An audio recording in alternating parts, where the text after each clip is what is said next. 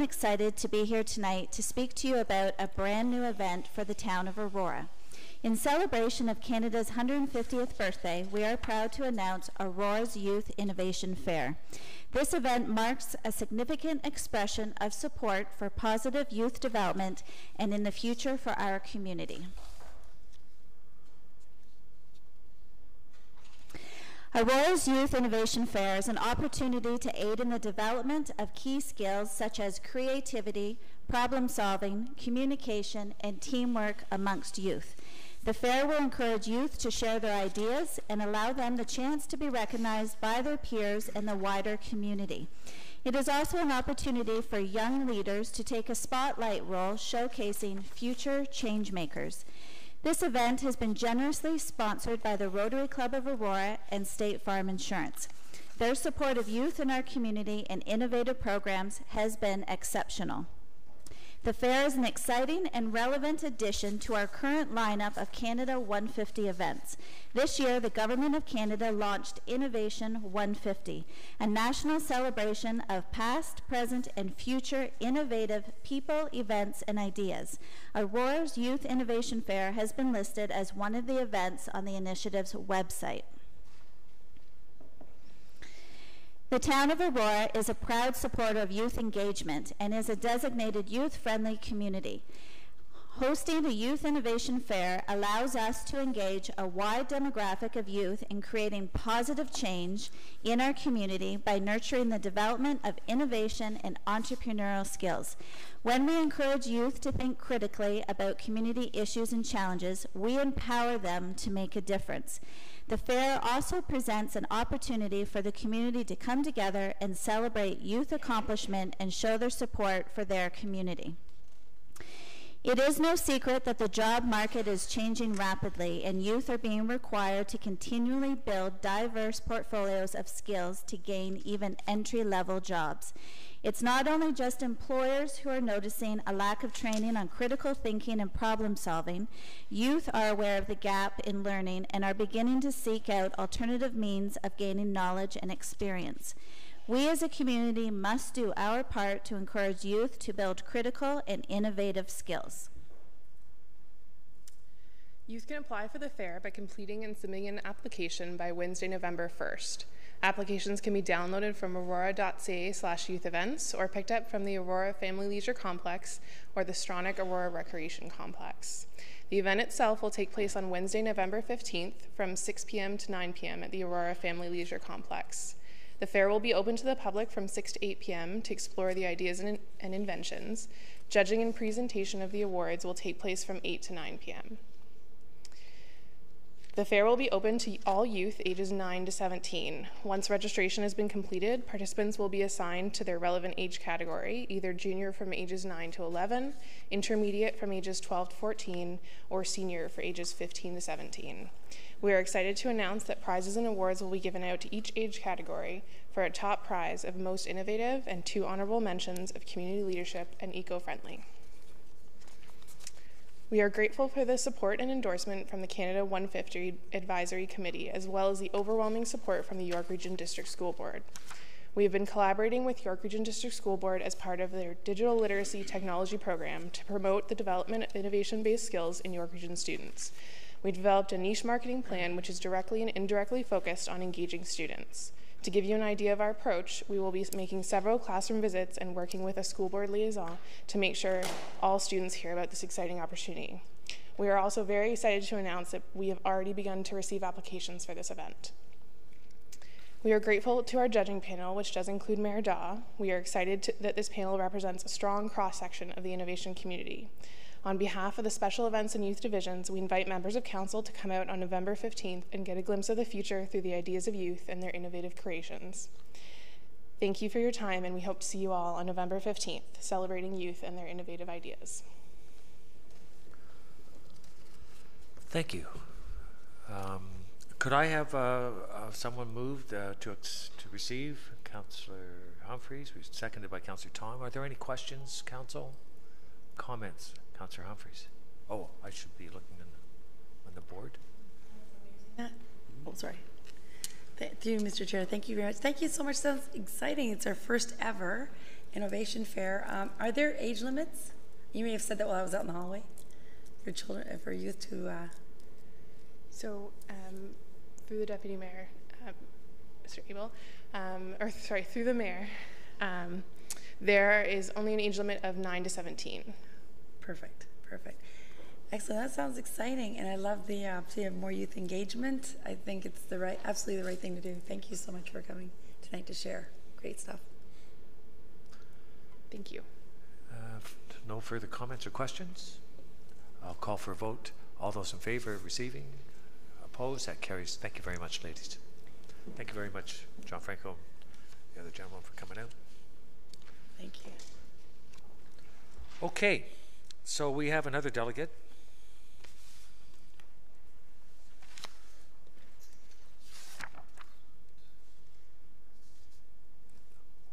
Anthony. Mr. Anthony Biglieri. Thank you. This is with regards to item 2. And if you don't mind saying the correct pronunciation. No problem. That's very good. And my name is Tony Biglieri, and I'm the planning consultant, and I represent 2523059 Ontario Inc. Mr. Chair, Mr. Mayor, members of committee, staff, ladies and gentlemen, the subject site in question is 10.12 hectares or 25.01 acres. And actually, to start, I submitted a letter to all of you, which I hope you have, and I'm just going to reiterate some of the information there. As you're aware, we made a formal request to Council to permit the processing of the proposed zoning bylaw amendment for the subject lands in accordance with an application that we made on August the 2nd. The first submission contained applications for an official plan amendment and draft plan of subdivision to permit 58 residential lots. An amendment to section 3.2.3C of the Yonge Street South secondary plan to allow for an increase in gross residential density maximum for cluster residential designations. Currently, a maximum for this designation is 5 units per hectare, 2 units per acre.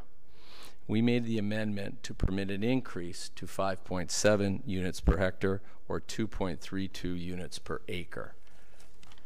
However, through conversation with staff and our client, we are revising the application in accordance with this section 3.2.3.c to maintain the maximum of 5 units per hectare or 2 units per acre. And therefore, we are revising the draft plan of subdivision from 58 units to 50 units. A zoning bylaw amendment will be required for the proposed residential development. The existing zoning is an old one, a state residential, which is not in accordance with the policies of the official plan. Designation of cluster residential. A more appropriate zoning category in accordance with this designation would be residential 2, detached dwelling second density R2. And therefore, a site-specific zoning amendment will be required to implement the R2 zone on the subject lands in order to permit the proposed 50 residential units in accordance with the official plan. Therefore, we are respectfully requesting that Council allow for a zoning bylaw amendment for the subject lands located at 132 to 198 Old Bloomington Road. And that's my presentation. I'm here for any questions. Thank you very much. Could I have a motion to receive? Councillor Tom, seconded.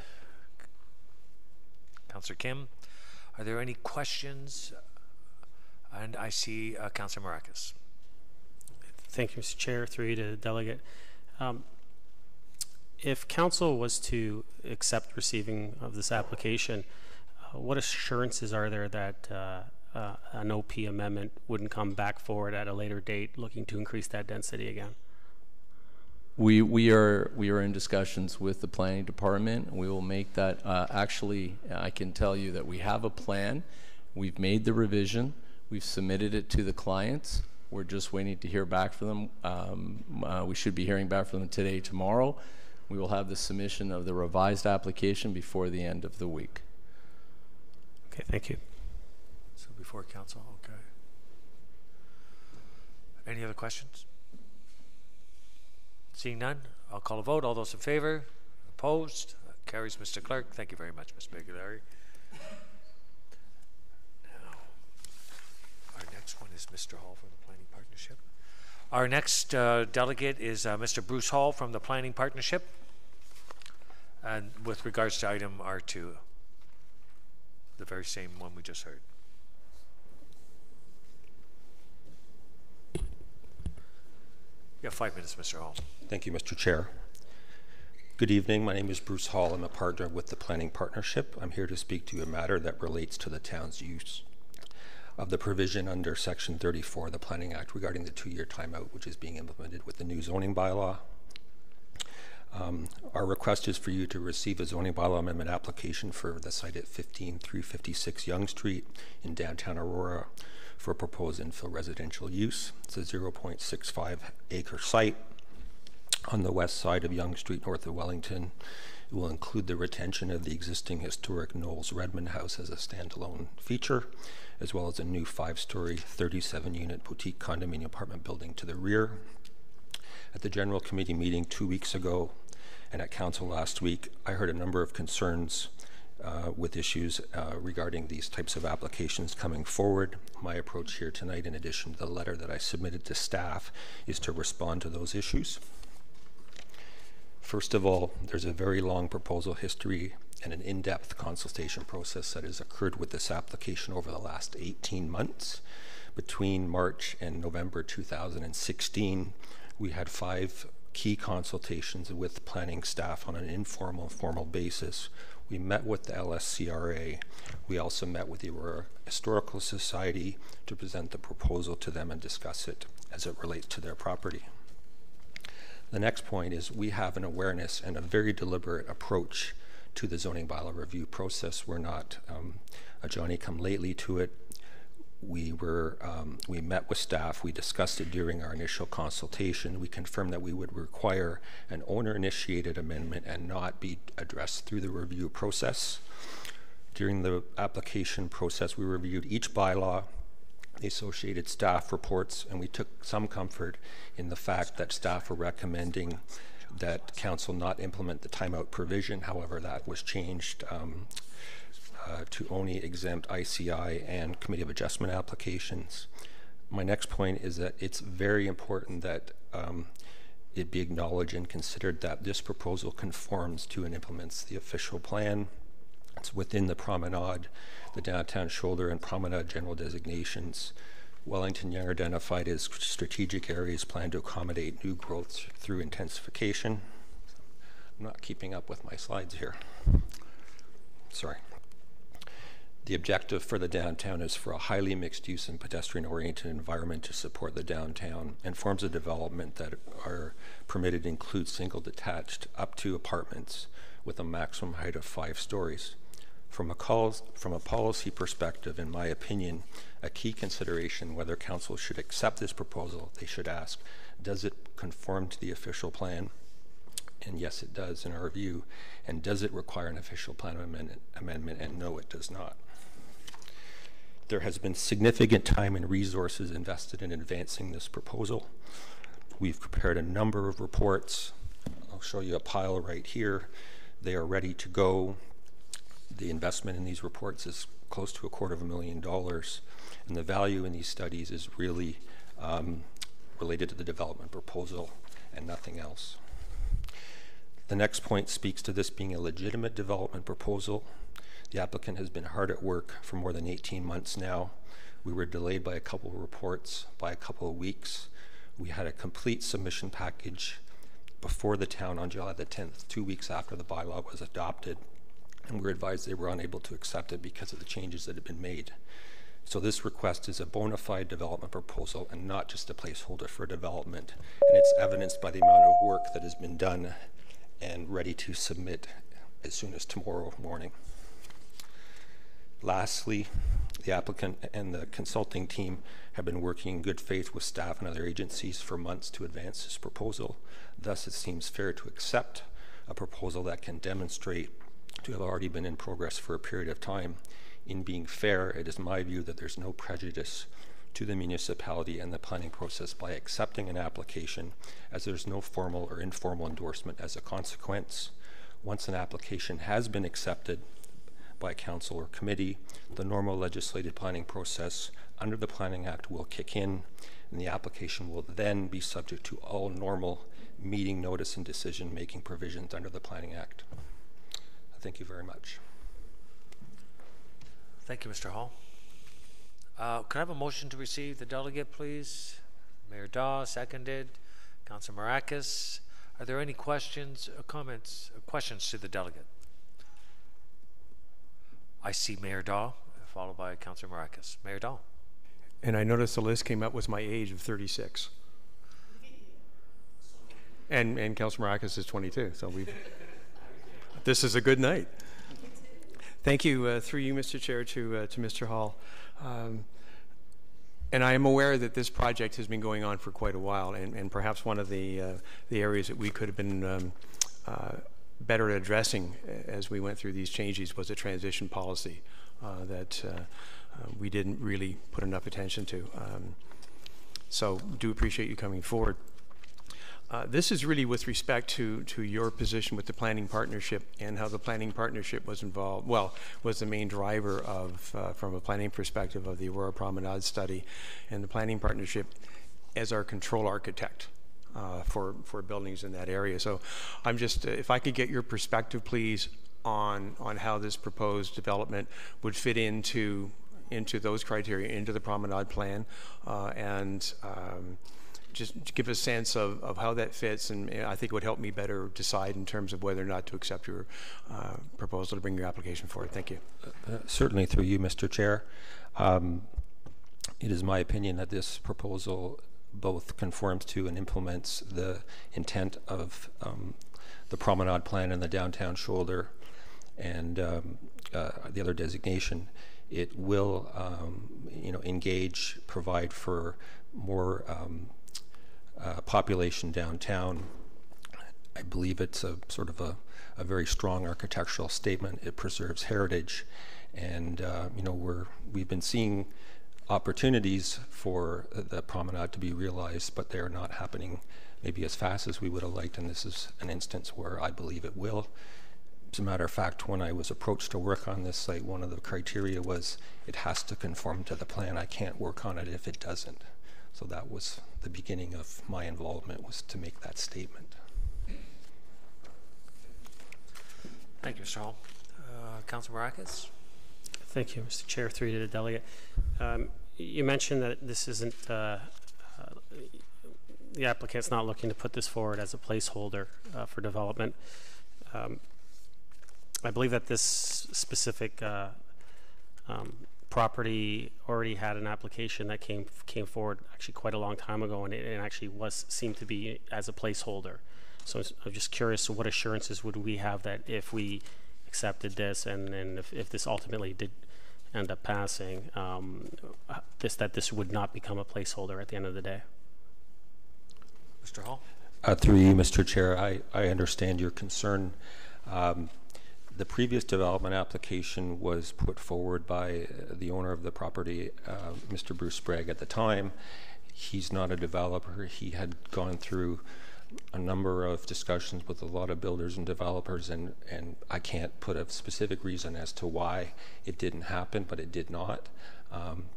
I think for a period of time the site was being looked at by the town for some open space recreational uses, and time went on.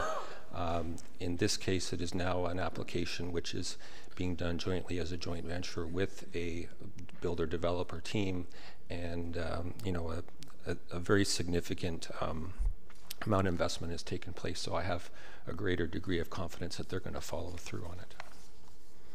Councillor. Thank you. Thank you. Councillor Thompson. Thank you. I was going to ask something similar along the lines. I certainly appreciate your comment that this is not meant to be a placeholder, and that you could potentially bring forward the application. I think you said tomorrow, theoretically. So just so I'm clear, if your intention is, if council allows this, would you be bringing it forward as soon as possible so that we can start the public planning process this year?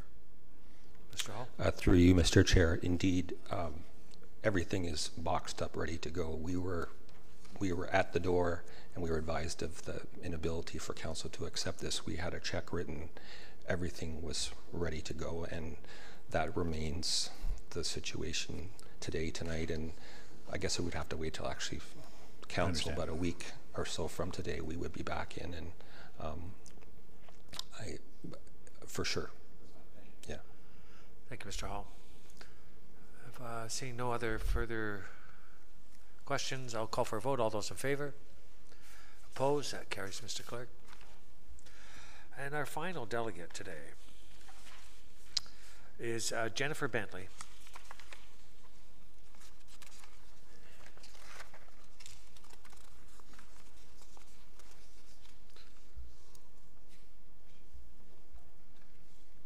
Jennifer, if you could just state your name and address, please. And we reside at 81 Catherine Avenue. Good evening, and thank you, Mayor Daw and all town councillors for having us, giving us the opportunity to speak this evening. The reason we are here tonight is because we received a stop work order on the building of our pool from the town bylaw officer, citing a violation of a tree bylaw, which we were absolutely not aware of. We had no idea that after receiving a pool permit from the town of Aurora, that we would have to, after that permit was received, apply for a separate permit because of trees that reside on our neighbor's property. We urgently hope, after taking you briefly through the events of the last 5 months, you will lift the stop work order so we can continue with the plan we have developed to preserve and protect the roots of the trees that are on our neighbor's property and which are impacted by the excavation, and complete the pool, which we have a permit for. I want to state up front again that we did not knowingly or intentionally break any tree bylaws. Our original application to remove 2 trees on our neighbor's property was because we believe, and believe now even, that they pose a hazard to our property and children. Since moving in, we have had at least 10 large branches similar to the one shown in the photo above fall into our yard. And for context, my son is 3 inches smaller than I am. Our neighbor was in full support of this application. At the last council meeting, our application was debated, but no decision was made. At the same time, over the summer, several more large branches have fallen into our yard, and we decided we had to take steps to safety the yard.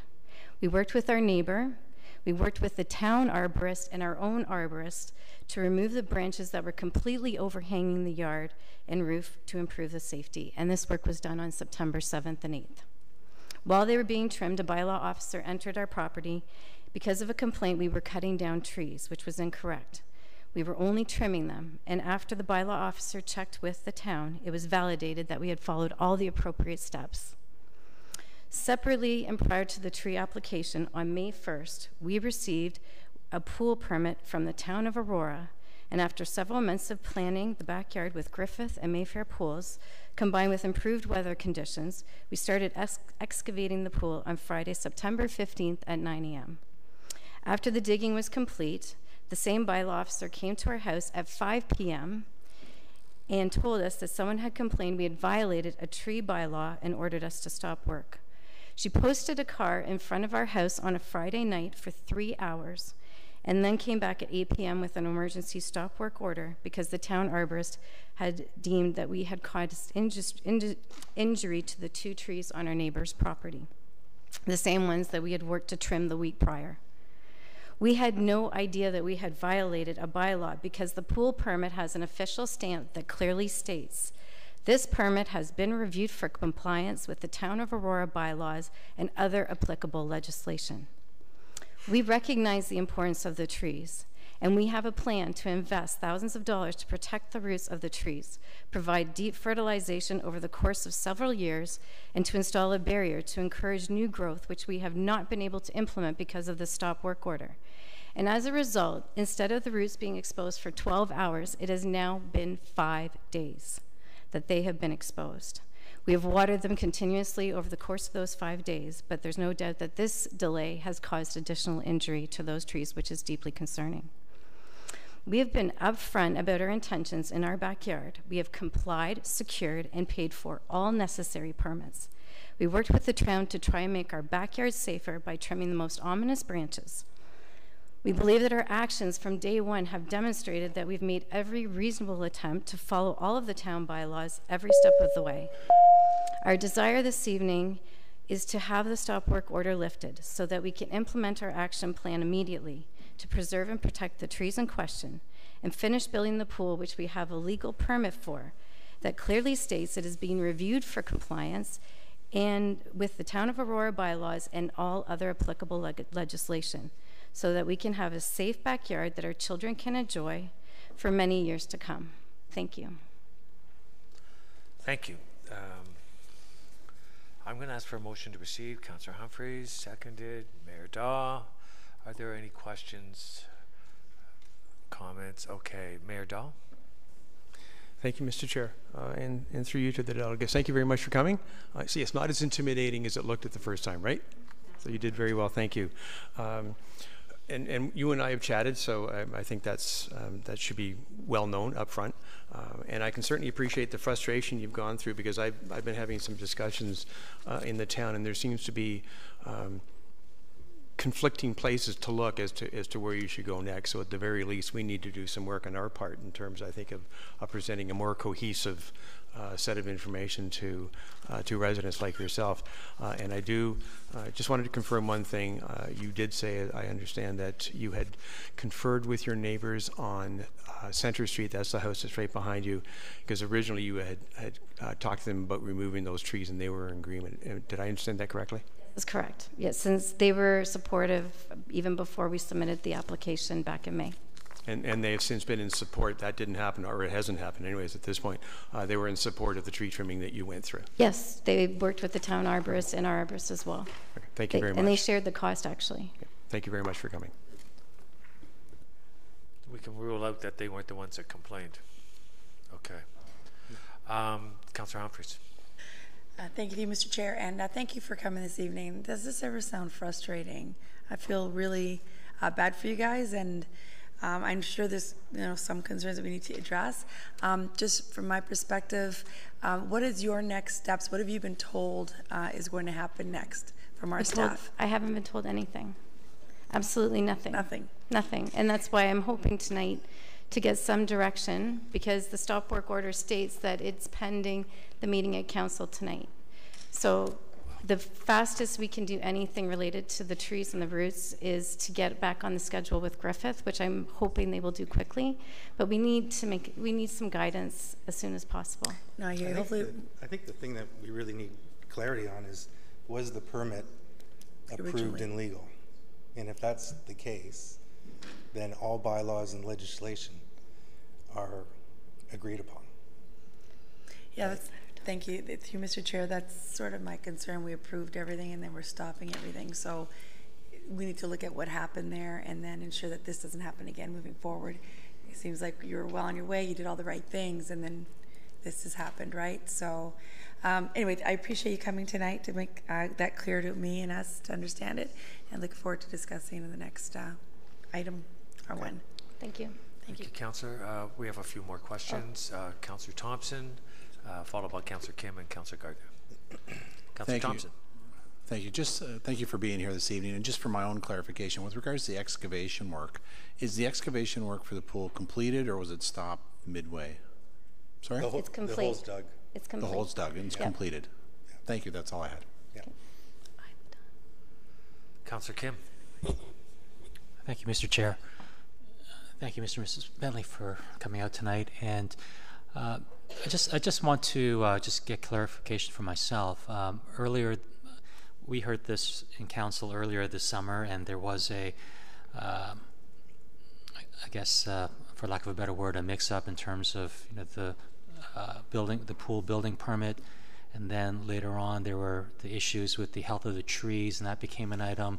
My understanding was that all work was going to, or potential work was going to be suspended until we obtain more information from staff.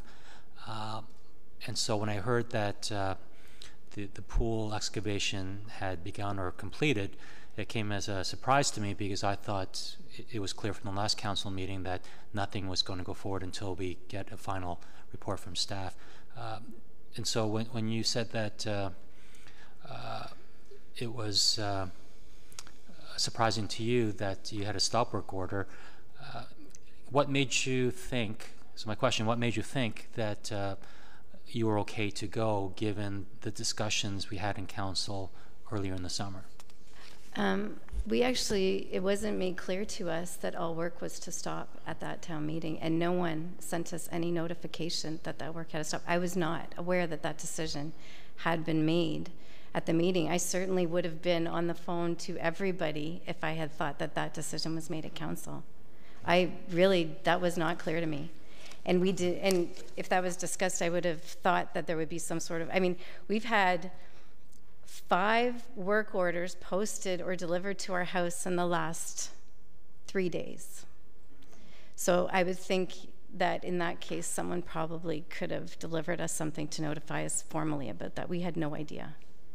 The discussion was around the removal of the trees. So the town arborist came and checked the trimming of the trees and approved and did not stop us from doing that work. So it was, in essence, approved that work to go forward. The permit was never revoked for the pool either. Thank you. Thank you. Councillor Gardner. Thank you. I can only imagine your frustration in having grown up with a pool, especially an outdoor pool. It's a wonderful thing. My remembrance of the discussion last time was that it's centered around the fact that you had bought a home in the Heritage District, and there are very strict rules in the Heritage District about taking any trees down unless they're unhealthy.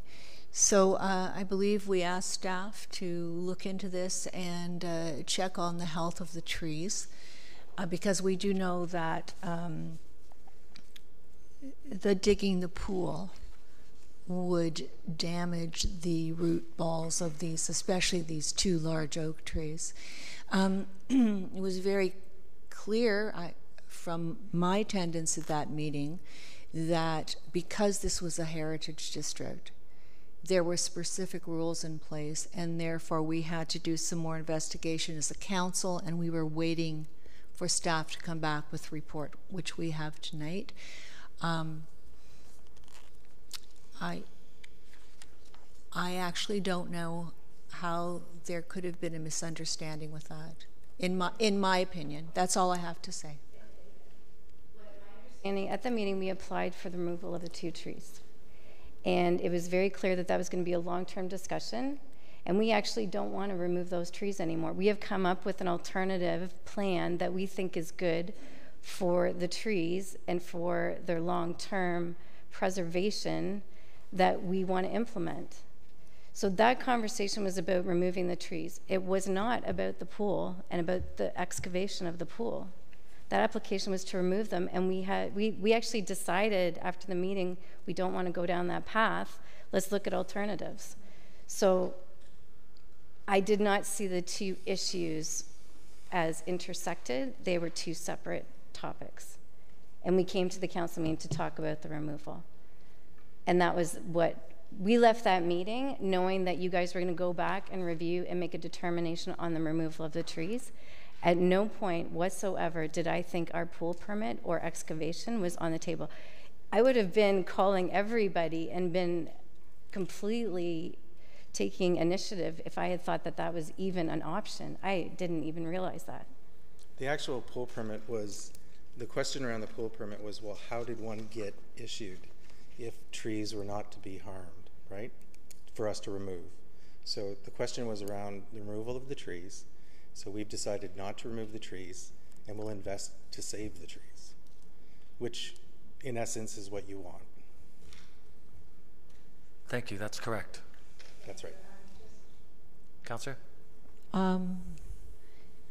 Just for the record, I think it was very clear that especially the 2 large trees would be damaged irreparably should the pool be built. So I'm not sure how excuse me, I'm not sure how it was envisioned that there could be a plan to build the pool and save the trees, but we'll be discussing that later on. Thank you.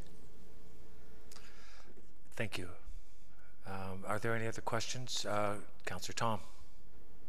Thank you, Mr. Chair, and thank you to the delegation. You actually just answered my question. My question was you don't want to remove the trees. That's not part of your plans moving forward, but you had already said that, so. Yeah, no, we've decided to save trees. We see how important it is. We've trimmed them enough, and we'll watch them close enough. The real concern is, you know, the size of these trees. They're meant to be in fields, not in backyards.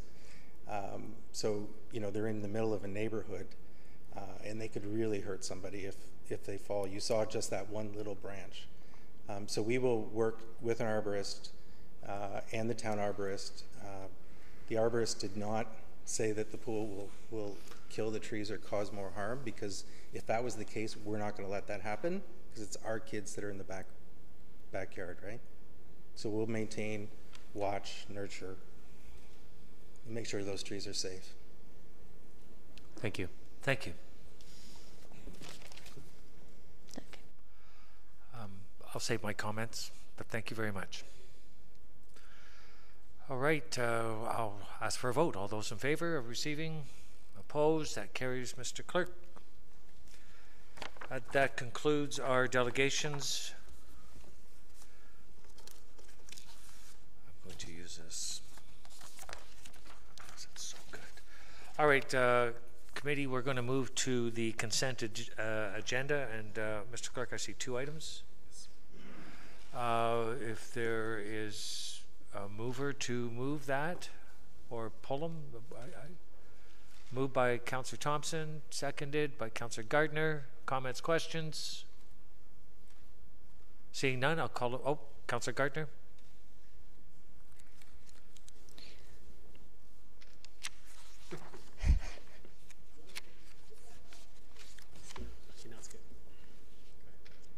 Thank you.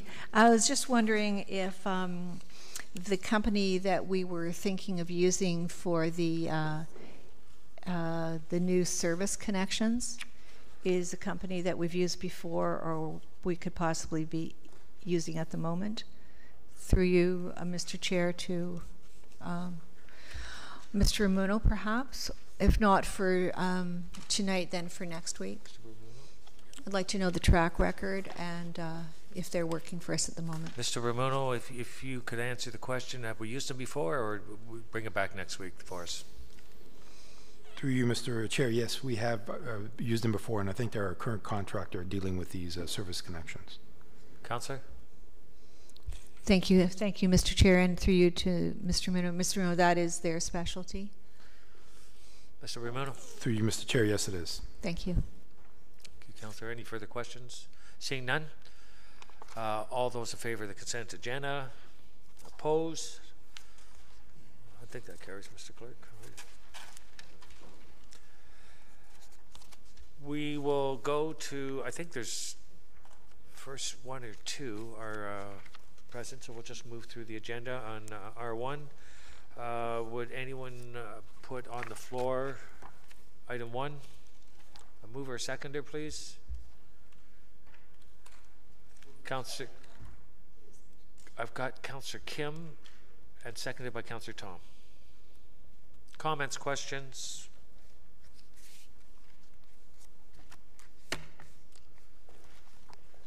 We'll start with Councillor Tom. Thank you, Mr. Chair. My question, I guess, is to Mr. Ramuno. Is that who we're directing these questions for this report? Or to Tasha? It might be Mr. Downey. Okay, we'll see. I'll just ask and then you can figure it out. Okay. So the delegates have just stated that they're not interested in removing the trees. So does that mean the application is withdrawn, or this is to deny the heritage permit to remove the trees? They've just stated they don't want to remove the trees any longer. So where do we go from here? Mr. Downey? To you, Mr. Chair.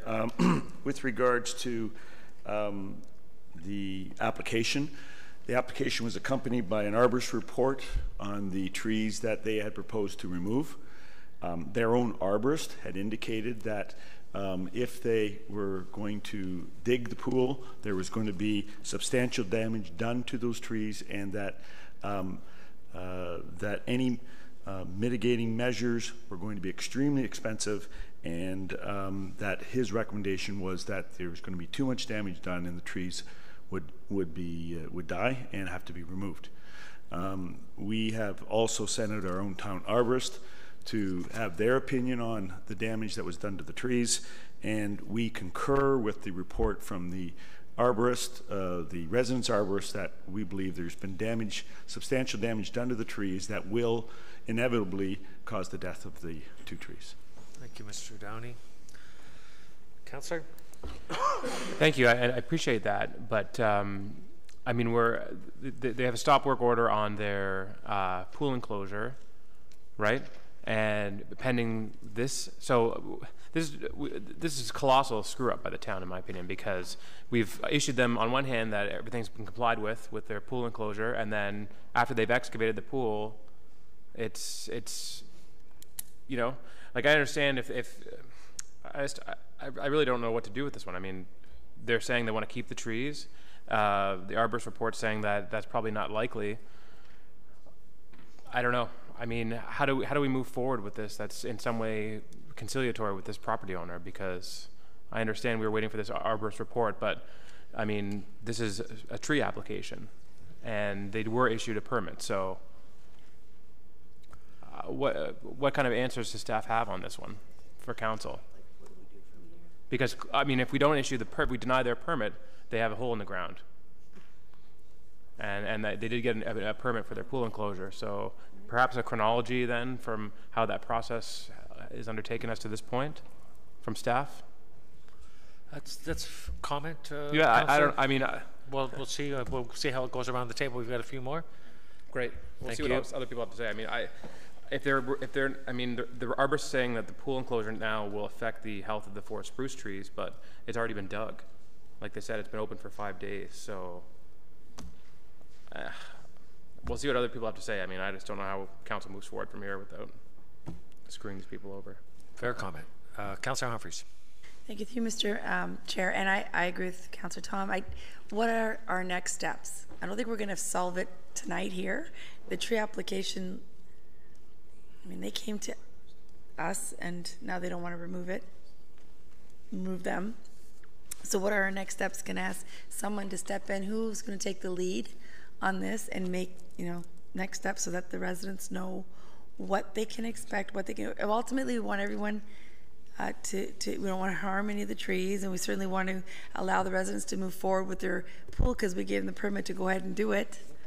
So we have to make sure that we have to stop and waste everybody's money.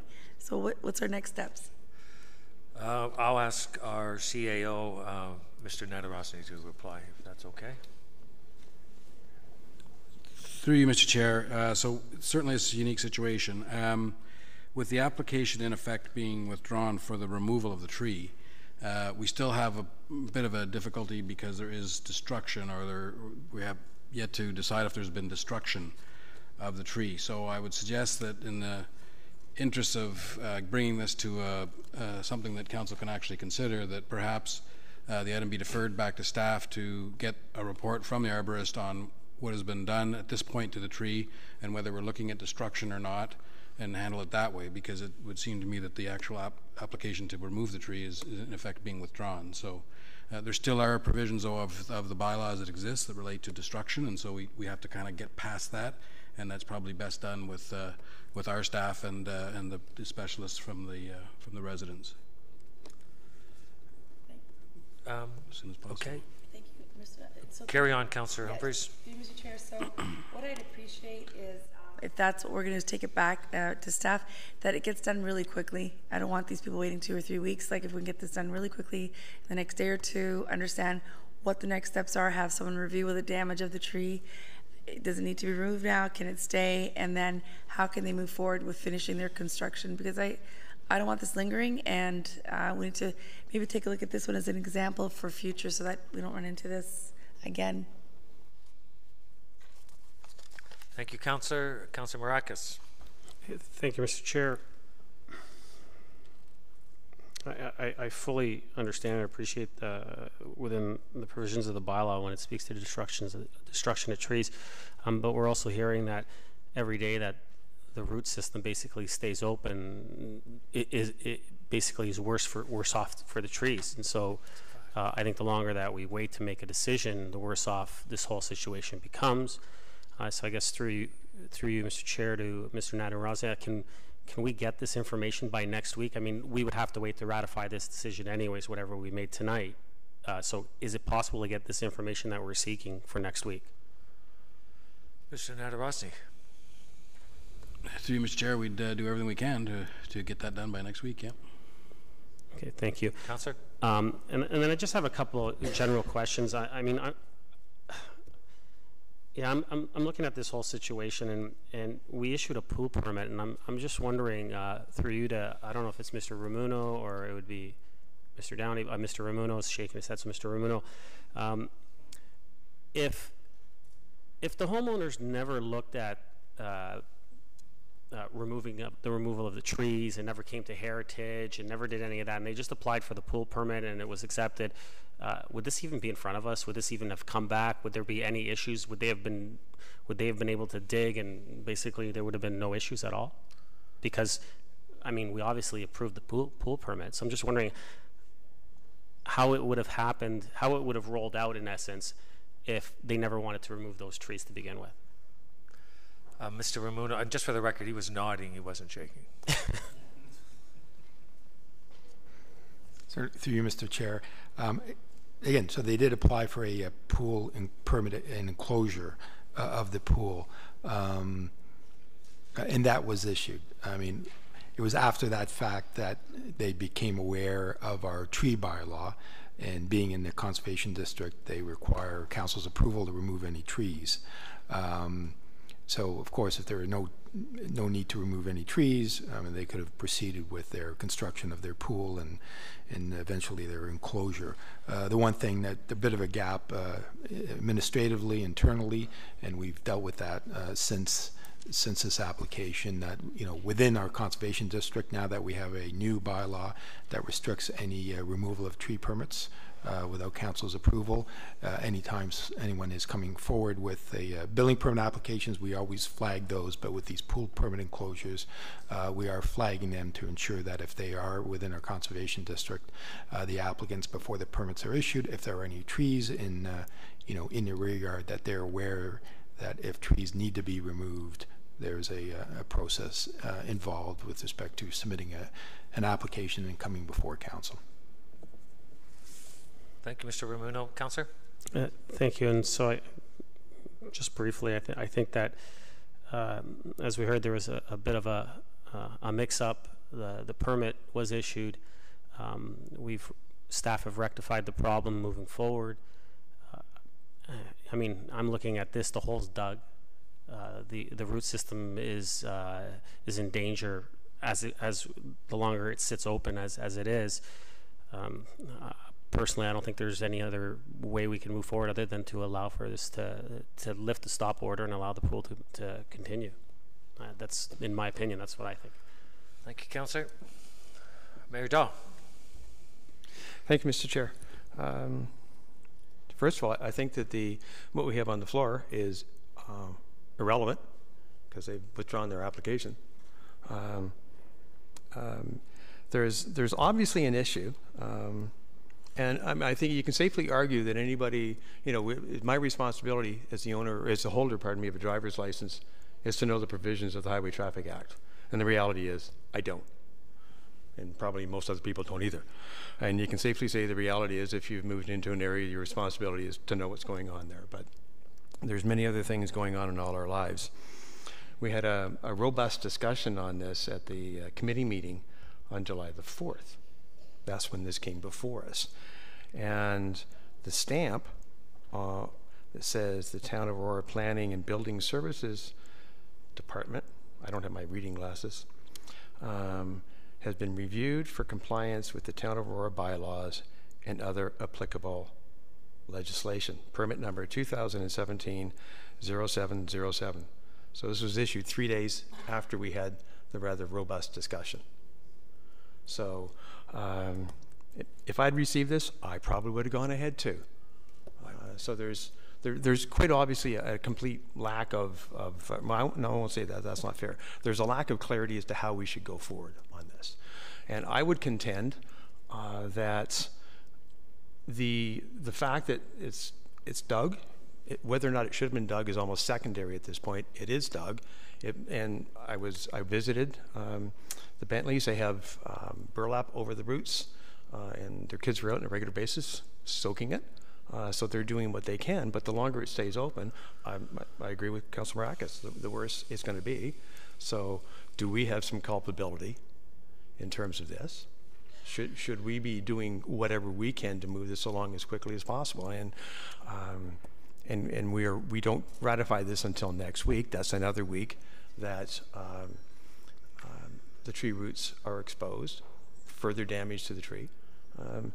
We're a bit between a rock and a hard place here, and so first of all, I'm not going to. Well, I think this should be withdrawn, quite frankly, and I think that staff needs to sit down and work with the applicant and see how we can move forward on this, because I like Councillor Tom's comment better than Councillor Maracas's. But you know, we just happen to be in one of those issues, and it's a no-win situation. We've got to move forward, and if we're concerned about the health of trees, I think we need to act sooner rather than later. Thank you. Save the tree. Councillor Gardner. Thank you, Mr. Chair. First of all, I don't appreciate any comments at our council table that say we want to do anything other than what's fair to the residents and fair to the town, and there was no intention of causing any disruption to anybody's plans. I won't name the councillor, but next time I'll call a point of privilege. So this came to the Heritage Advisory Committee on June 12th, and the Arborist report was done on June 6th. At that point, a pool permit had already been issued. So it was issued well before the residents came to council and council discussed it. I agree it's a very unfortunate situation, and it's especially unfortunate because this home is in the heritage area that the residents fought so long and so hard to achieve the protection of this area, as does the Heritage Advisory Committee. We are in a place now where the only way to go forward is to do whatever can be done to protect the trees. These are two large maple trees. They're very large, they're very old, they're very beautiful. Now the residents said that they are planning to protect these trees, so I'm assuming they have a plan in place, have discussed it with their arborist, and they know exactly how we should go forward now. The roots are exposed. I'm not an expert on this. Mr. Downey, I believe, said we have an arborist on staff who is an expert. I would suggest that tomorrow the arborist that the residents employed and our arborists get together and right away do whatever it takes. We know from the report from the arborist that, I'll read it, based on the age and the impending root damage during pool and landscape construction, the maintenance requirements to preserve these trees will be very substantial. The tree owners and the Bentleys have discussed the long-term impacts and have concluded that removal is the best option for all parties. Certainly is not the best option for the Heritage District and all of those residents in that district, but here we are faced with the reality.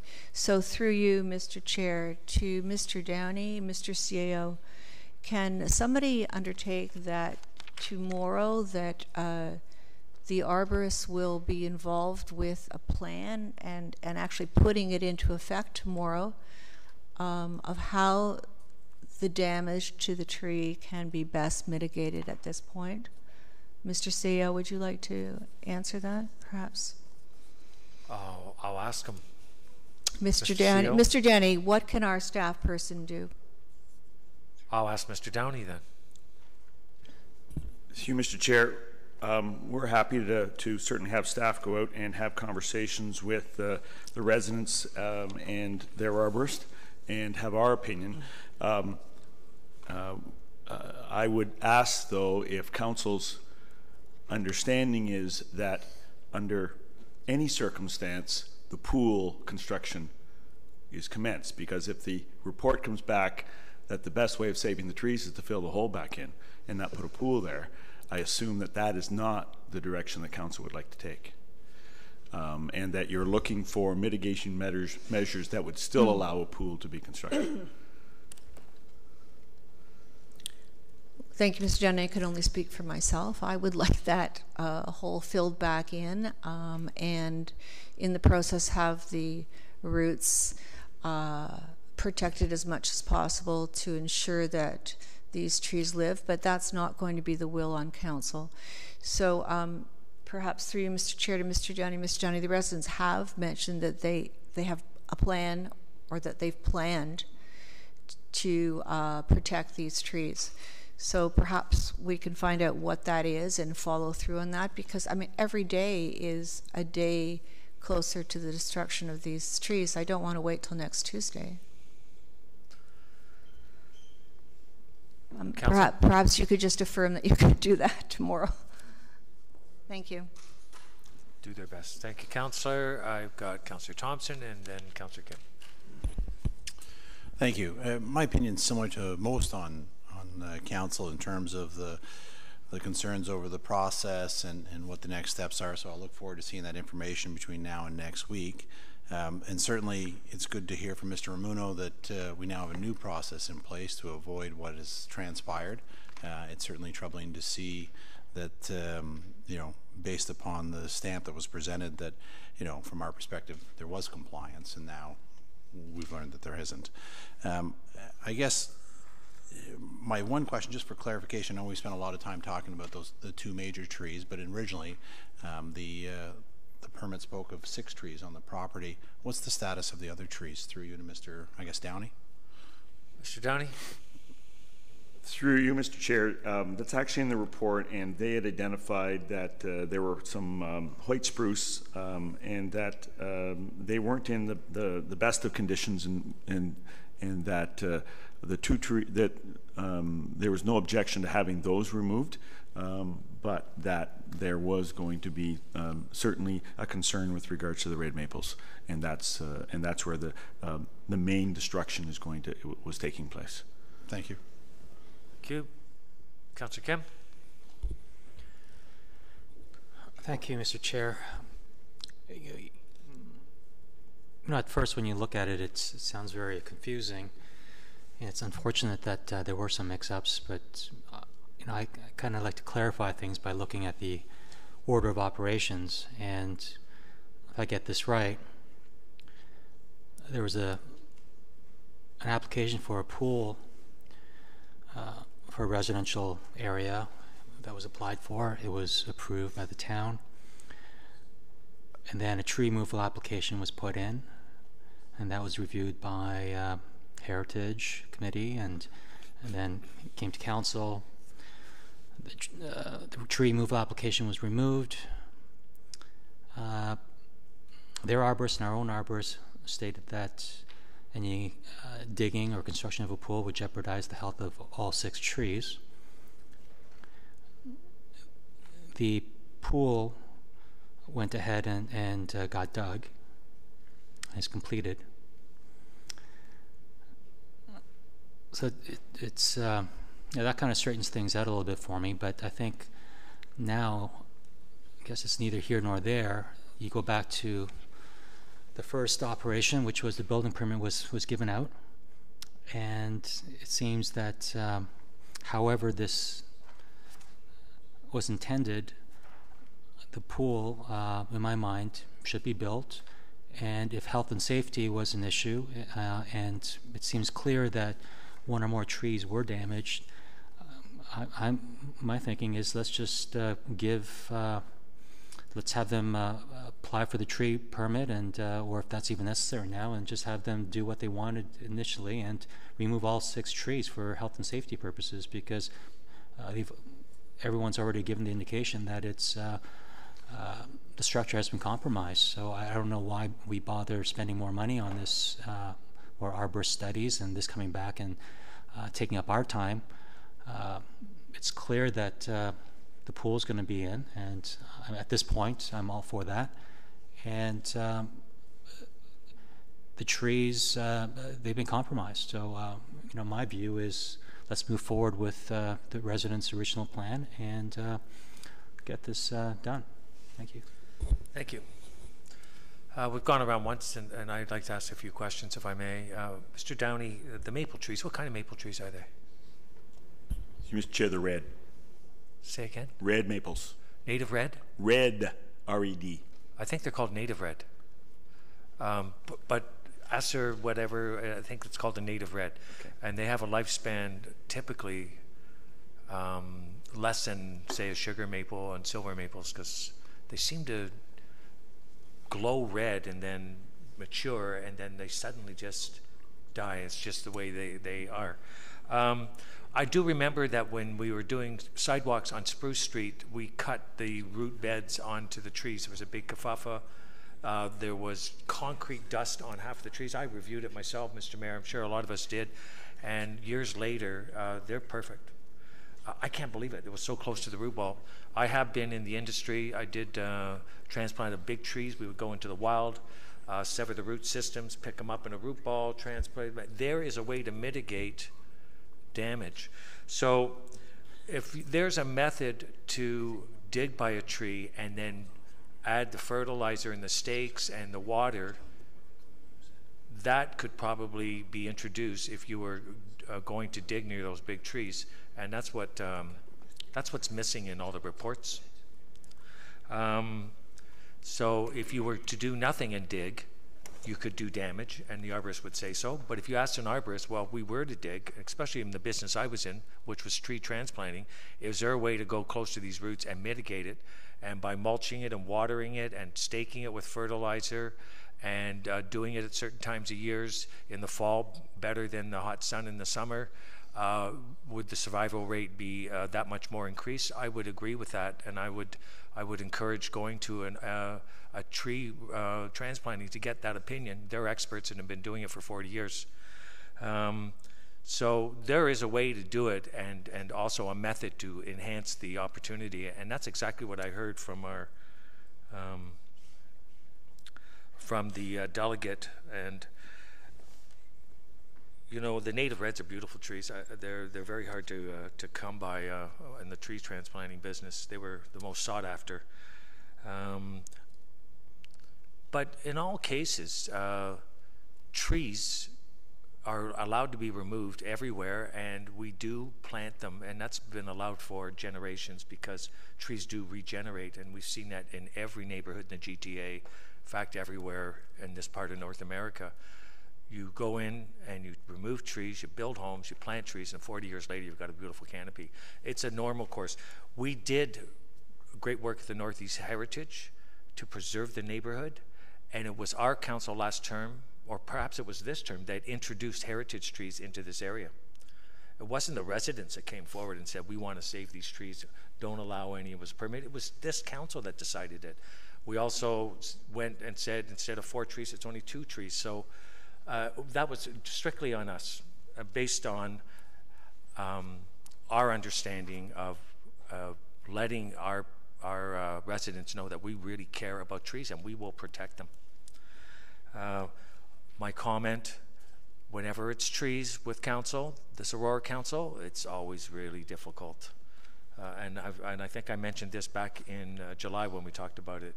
We have a history of doing things. One thing for sure, by leaving the trees exposed roots, you increase the chances of destruction exponentially. So it's a shame when we want to preserve trees that we don't have a method to mitigate any harm that's done and get it done right away. In fact, we do the exact opposite. We won't allow anything in there and we're just ensuring that it happens. So, I mean, that's almost contrary to what our bylaw and our whole philosophy about trees is. Imagine if you had a car accident, God forbid, and this council or bylaw came in and said, well, don't touch the patient, and we'll take it to council and see what they shouldn't have been out driving. That person's underage. So, you know what? It's unfortunate, but that's how our laws work. So, you know, I saw that permit. My understanding is that if they wanted to remove those trees, they would have to wait. If they wanted to dig, they could go ahead and dig that pool. And so I didn't see anything. And if we had this action, we should have, if we gave them a permit in writing, said that they complied with all the bylaws, and then they came to council and said, we should have given them something in writing stating, okay, you have to wait. And this is what the outcome is of the council. I really think we could do better, and we are taking steps. We will flag, but we've got bylaw, we've got heritage, we've got recreation, and we've got planning, all working on the same item. And it really is not, the only thing suffering is the trees. Right, we'll go around again. Councilor Marakis. Thank you, Mr. Chair. Yeah, this council actually did.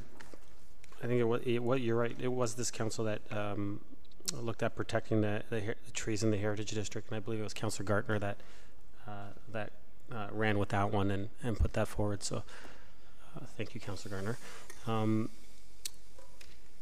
You know, I think that I think the majority of us sitting around this table want to ensure that this gets done in a timely manner. And Councillor Kim, you're correct. Let's just get this done. But there's no harm, because we're going to have to wait a week regardless of what the decision is we make tonight, because it has to be ratified next week. And so if we can get that information that we're asking for, I think that just helps us in allowing us to make a more firm and solid decision next week on how we're going to move forward. So you know, I think whatever we decide tonight, we could ultimately change our minds next week. So with any new information that comes forward. So I'll leave it in the hands of my colleagues, and we'll go from there. Thank you, Mr. Chair, and I don't know as much about trees as you do, but I do know that healthy trees as these red oaks are, need to have unsafe branches pruned, and we see it all over town. So this is a healthy, safe tree, and maybe needed some pruning. The reason that the Heritage Advisory Committee flagged this, and I must say that this Heritage District has been in place, perhaps Councillor Humphreys are able to know better than I do, but this Heritage District has been in place for many years, at least 10 or 11 years. And under provincial law that recognizes heritage conservation districts, the Heritage Conservation District is formulated according to provincial policy.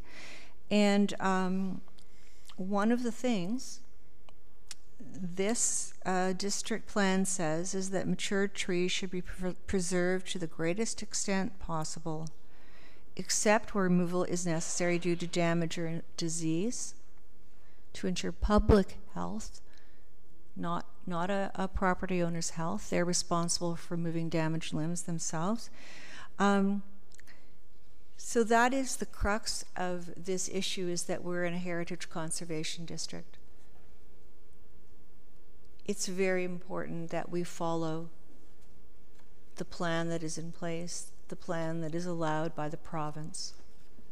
And it's not clear to me that council fully grasps that. So I just wanted to make it as clear as I can. Thank you, Councillor. Councillor Tom. Thank you, Mr. Chair. So after hearing all the comments from council, obviously we heard the delegation. They've stated their interest to revoke their application for these removal of these trees. So wouldn't it be the best way forward to defer this to see whether they do make that revocation of their application, because if we're voting up or down on denying or approving, so if we approve the heritage permit, right? I mean, I just don't know the easiest way forward. I mean, I guess we could deny them their application, and if they don't need to remove the trees. So I think deferring it until and giving them time to revoke their permit application, and then they move forward from there. I don't know if that's a preferred option of staff, or is that a good way forward? Is there a way that you could comment on that, Mr. CEO, or is this a political question? Mr. CEO, I was going to ask the clerk, but I'll ask him. It's a different question. Go ahead. Through you, Mr. Chair, I guess the decision of council is whether you, to what extent you want to protect the interests of the existing 2 trees. If at this point, given all that's gone on and all of the back and forth, if the actual condition of those trees is not a concern for council, then I believe you could simply vote on the recommendation, turn it down, which would in effect allow them to take the trees down. Although they've stated that's not what they're going to do, but that also would take care of any issue with damage of the roots, because if they've got permission to take it down, they've certainly got permission to damage the roots and try and keep it. The alternative is to decide to what extent you want to protect the trees, and that at this stage, given that the trees seem like they're going to stay up, and seeing that they've been damaged, I think the only other recourse in that would be to get involved with their arborist and our staff and come up with a plan that protects to the best of everyone's ability the existing structure of the trees. So it really depends on to what extent you want to continue to protect the 2 trees. Thank you, Mr. Nadarosny, but I think we're looking at that's not being stated in what is before us here. Through you, Mr. Chair, no, I'm trying to capture the sort of the essence of the whole discussion and where we find ourselves. If let's say, council wanted to say, okay, the ship has sailed, we can't protect those trees, then by turning down recommendation number 2 here, you're essentially allowing them to take the trees down. And then it's their business whether they save them, whether they try to save the roots. It becomes that's a clear path. If you turn down number 2, then council is no longer interested in the welfare of those trees, and you're leaving it to the homeowner to do what's best. That's one very concrete decision of council. The other is to protect the trees, and given where we are in terms of what's happened and in the best interest of the trees, that would be achieved by sitting down with the owners and trying to come up with a plan that would save those trees and allow them to proceed with the pool. That would take some time. Councillor? Thank you. So I guess what I'm trying to say is they've stated publicly they want to withdraw their application, their tree removal application. So they're telling us that there is no need to remove trees. I don't know. I mean, in the material given to us in the report, and maybe I'm missing something. If they construct a pool or an enclosure and it affects the root structure of a tree, I don't know if that's covered in our bylaw. It is? Yes. And so, okay, so if that's the case and that happens, then the town presumably, that's a future infraction that hasn't happened yet. Mr. Nadarosny? Through you, Mr. Chair, to put this another way, if they had never applied to take the tree down, if they had moved ahead to do the digging that they did, prune the tree, dig the hole for the tree, if someone had complained out of concern for the welfare of what they viewed as heritage trees, we'd be in the exact same position right now. Without any application having been made, we would have sent someone out, we would have said the tree's in a heritage district, they would have said you should have had a permit to do destruction to the tree, and we would have been in the exact same place. All different path, but we would have got here. It revolves around the complaint and the fact that the tree is in the heritage district, and that's what draws it into the bylaw. Right. Okay. I mean, that's a hypothetical. It's hard to entertain that type of a scenario. Anyways, all I'm trying to do is move this forward. I mean, we're talking about denying their tree application, but they've just stated they're not going to remove them. So I'm just trying to move this forward. I mean, giving it a week, if we defer this, then they can withdraw that, and if they are found in contravention of the bylaw later, then I guess we'll be back here, or at least something else will happen. But we don't, so I'm just trying to move this forward. I mean, this is clear as mud right now. So whether we continue on denying or accepting or whatever, so if I don't know what the easiest option for staff is at this point in time, and for the applicant and for everyone concerned. So no. I'll move on to, thank you, Councillor. I'm going to move on to Mayor Dahl.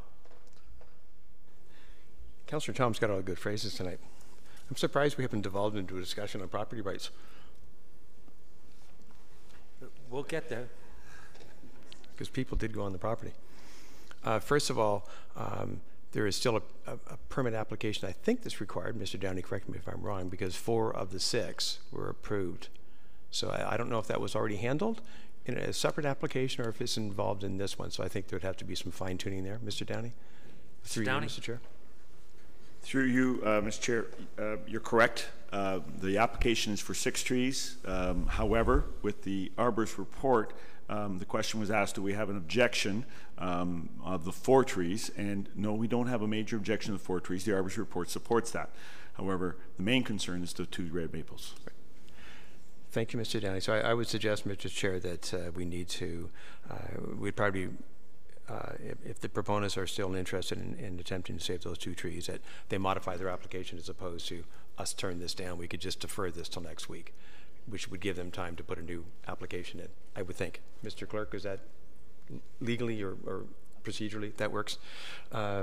Just a couple of points of clarification. We do not have pool permits. Ms. Van Loon, is that correct? Ms. Van Loon?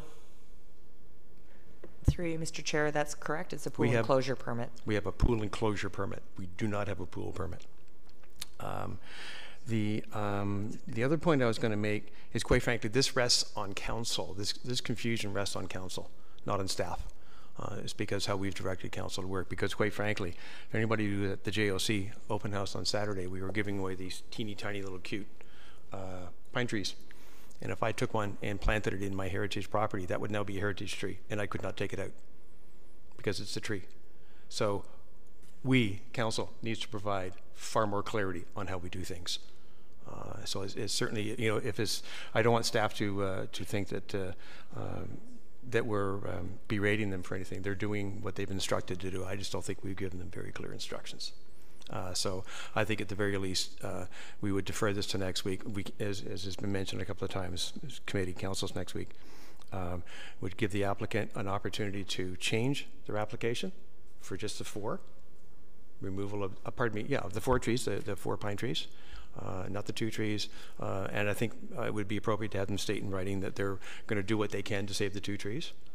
I think everybody's would look to have that. And then I think we can make that decision next week. But again, I still express my concern that you know, that's another week that we're waiting. It's another week that they're waiting. It's costing them money. They can't use their backyard because they have this big hole, and they'd like to get ahead with the pool. And I think we owe them that opportunity. Thank you, Mayor Dahl. Councillor Humphreys, is this your 2nd time? Yes. Thank you very much. I'll make it really brief. Oh, that scares me. I know, I'm confused. Just a couple. So there's no pool permit? Pool enclosure. What's a pool enclosure? Ms. Van Loon, could you explain the difference for us, Sorry, please? guys, this changes the whole story. Time's up. It's for the fence that encloses the pool to ensure safety. Same thing. Okay, yes. fine. That's good. All right, so just back to the original motion on the table, tree removal permit application.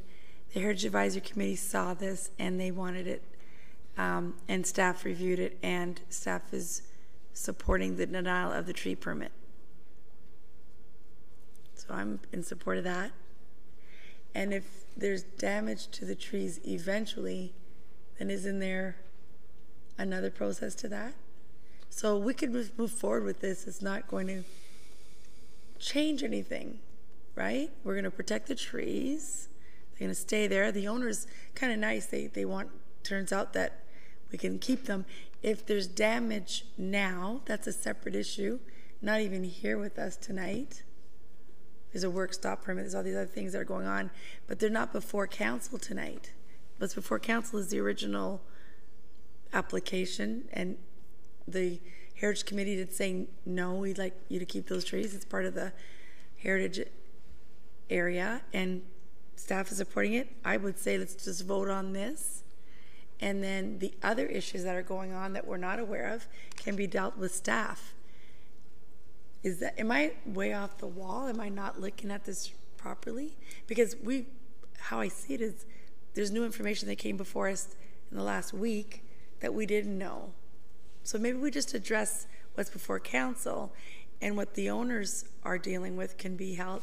Now that we all know about it, the owners can deal with staff and get those trees to safety, because what we're saying here is protect those trees right now. We know that they're in danger, but we're also saying don't do this, and through staff that we were never to take them down anyway. We weren't going to support their tree application to remove them. Am I accurate? I guess Mr. Downey? I apologize, Mr. Chair, but based on the conversations taking place, perhaps council wants to look at alternative recommendation number 2, which I believe addresses your concerns. Council concern partial red line to 4, yes. This one.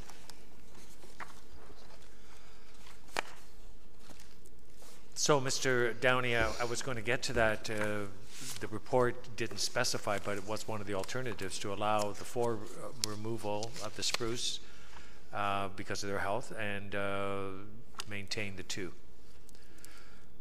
red maples.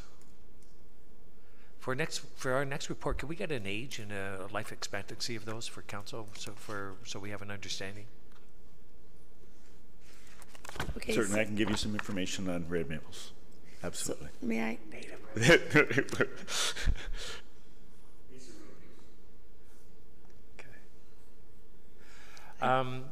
Well, we are at the crossroads, but we have 2 more speakers. So, okay, Councillor Humphries, just before I close off, yep. I just like other people's feedback. Can we just deal with this, and just staff has come with a recommendation to say deny? I think. And then we can have the staff work with the residents. That's on the one other choice, issue? Councillor Humphries. I think that's one. We could Okay. go. We could go with alternate 2 as well, which we. And I don't know how everyone feels about alternate 2. Okay, fine. Thanks. But in that case, Mr. Clerk, we would vote this down and then suggest the alternate 2. That's how we've done it sometimes. Mr. Clerk, to answer Councillor Humphries' inquiry. Through you, Mr. Chair, that's an option. Absolutely, it could. There's been some discussion of deferring it to next week.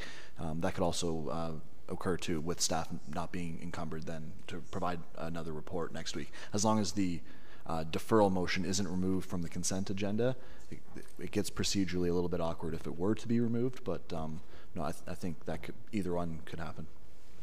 Thank you. Point of clarification. We don't have that in procedure. Robert's Rules of Order, and therefore the chair's call. I just have a question about something in the report, and I spoke twice, and it's just something I just want to clarify for everyone, because it's glaring. It's up to you, Mr. Chair. Go ahead. We're hearing around the table that there's no such thing as a pool permit, but yet throughout the whole report it states that the pool permit would remain active. So I'm just wondering, why does the report constantly mention the pool permit if we don't have pool permits? Thank you. Anyone wants to answer that? Thank you. That's a very good point. We're going to try and move on, because the trees. We could talk. I know we could talk about trees. But we'll go with Councillor Thompson and then Councillor Kim. Councillor Thompson. Thank you, Mr. Chair. Just, I hear from everybody around the table that they're looking for a little bit of information. I know there's a question of deferring to next week. I'm sure procedurally we've had challenges with deferring something from GC to council in terms of our process. So I'm just sure, why don't we just take number 1, just receive the report, and council will provide further direction. And we'll do that next week when everything comes forward. Because what I'm hearing from everybody is, staff, go clarify some of these things. Let's get some more information back, and let's deal with this next week. And so, Councillor Peary's not here, but I'm quite certain that in previous GC meetings, he's argued that you can't do a motion to defer to council because you can't ratify it till next week, and then we're in a circular motion. So, I would just recommend we just receive the report, and we'll provide direction next week. Get staff to answer those questions. Anything so to maybe move on? Through you to the clerk, if the clerk wants to confirm that or suggest Clerk, an alternative, could you- but could just you seems confirm? the simplest way. So we could move on. It's a great idea. What, through you, Mr. Chair? Yeah, through you, Mr. Chair, what Councillor Thompson is suggesting would certainly be a way forward. Thank you very much. Councillor Thompson? That's it. Point of order. Councillor Tom. Your point of order, please. Thank you, Mr. Chair. I just spoke with mover, Councillor Kim, and myself, who seconded this. Would it be okay if it's okay with the mover, a friendly amendment just to receive the report? Is that friendly, or do we have to? Does that require a vote? Is that friendly, Mr. Clerk? Friendly enough to me. If everyone's agreeable, I'm certainly okay with that being a friendly amendment. Councillor Kim, did you want to comment? You were next. So just to receive. If there are no further comments, Councillor Kim, did you want to speak? I have you on the list.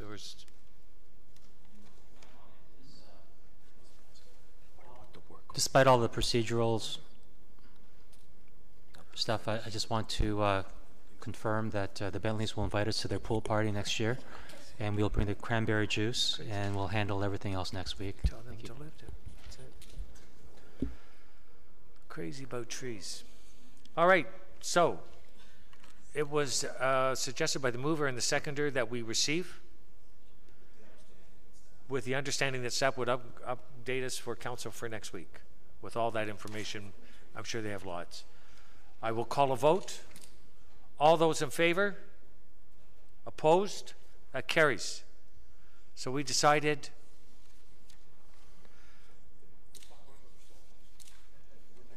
yeah, but what can we do about that? I think it's fair that we address the stop work order and the status of that. So I'll ask whoever did it, would Mr. Nadarosny or Ms. Van Leeuwen, our solicitor.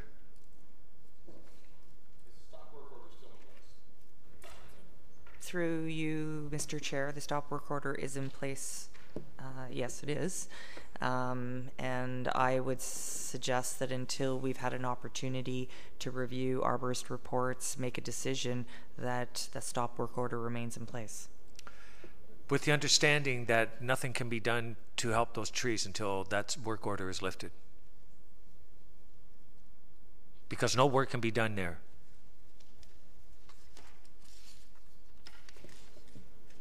To you, Mr. Chair, I recommend that the arborist reports are the mitigating measures that the property owners have stated that they have some ideas and suggestions on how they may save the trees.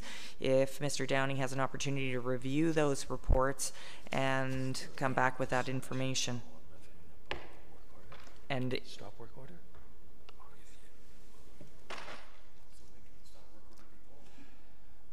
Is that a fair question?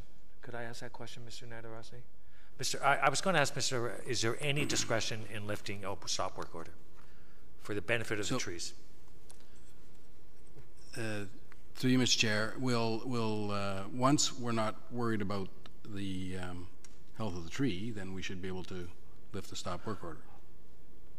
So that's why the work of the arborist would reassure us that the tree is fine, and if there were some measures that had to be taken to protect the tree, we would allow that. That would be consistent, and that would not be prohibited by the stop work order. So I think it was Councillor Gardner or someone asked, could they go in, Mr. Downey, could you go in like tomorrow and start looking at these trees with the arborist? And you said yes. Through Mr. Chair, we're happy to. The question was whether we can meet with the arborist, and yes, we can. So we're happy to meet with the arborist, but it's going to be the responsibility of the homeowner to have their arborist come up with a plan on how to save these trees that we can then review, and if we can get some agreement on that, then we can start moving forward. But it's going to be it's going to move as quickly as the homeowners can move with an arborist report on measures that they are willing to take in order to save the trees. So if the arborist, so I say we can meet, but that doesn't mean that a report is provided, and there's something for us to review, and there's something for us to come to an agreement on. That will be at whatever speed the arborist for the residents is willing to move at. So just to be clear, if they have an arborist there tomorrow morning and contact the town, quite possibly we could begin that process? we can begin the process that they're going to provide us a report. I don't suspect tomorrow morning I'm going to see a report from their arborist saying these are the steps that they're willing to take in order to save the tree. That was just something that was discussed this evening. Thank you. Councillor Gardner, you want to ask a question? I don't. To ask Ms. Van Leeuwen, the stop work order was for the pool, for building of the pool. It wouldn't prevent remediation work being done on a tree, would it? Ms. Van Leeuwen, good question. Through you, Mr. Chair, it is the contravening activity, and the contravening activity is the construction of the pool. So it would not prevent them from doing whatever work is necessary to save the trees.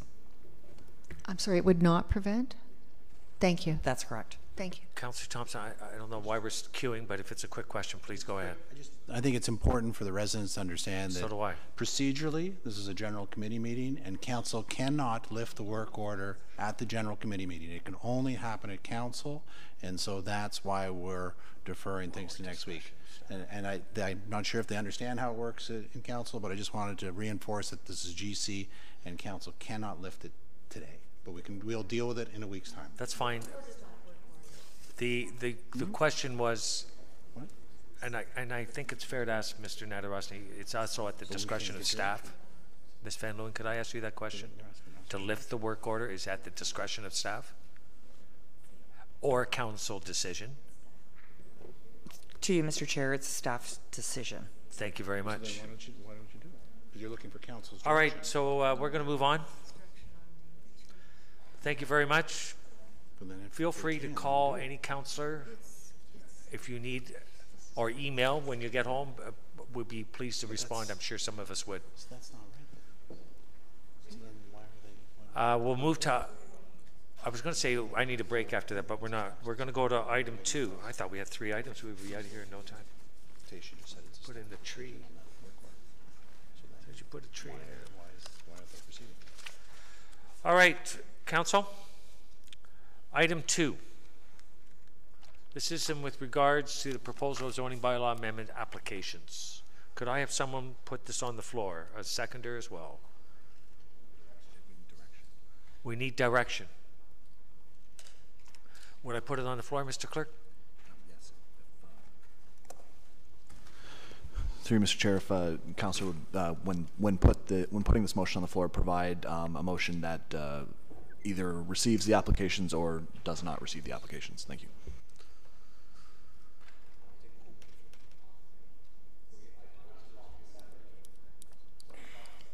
Okay, if it's committee's wish, we'll deal with them separately. Could I have, well, we're going to receive it. Could we have a motion to receive and then we'll go individually? Is that how we would work, Mr. Clerk?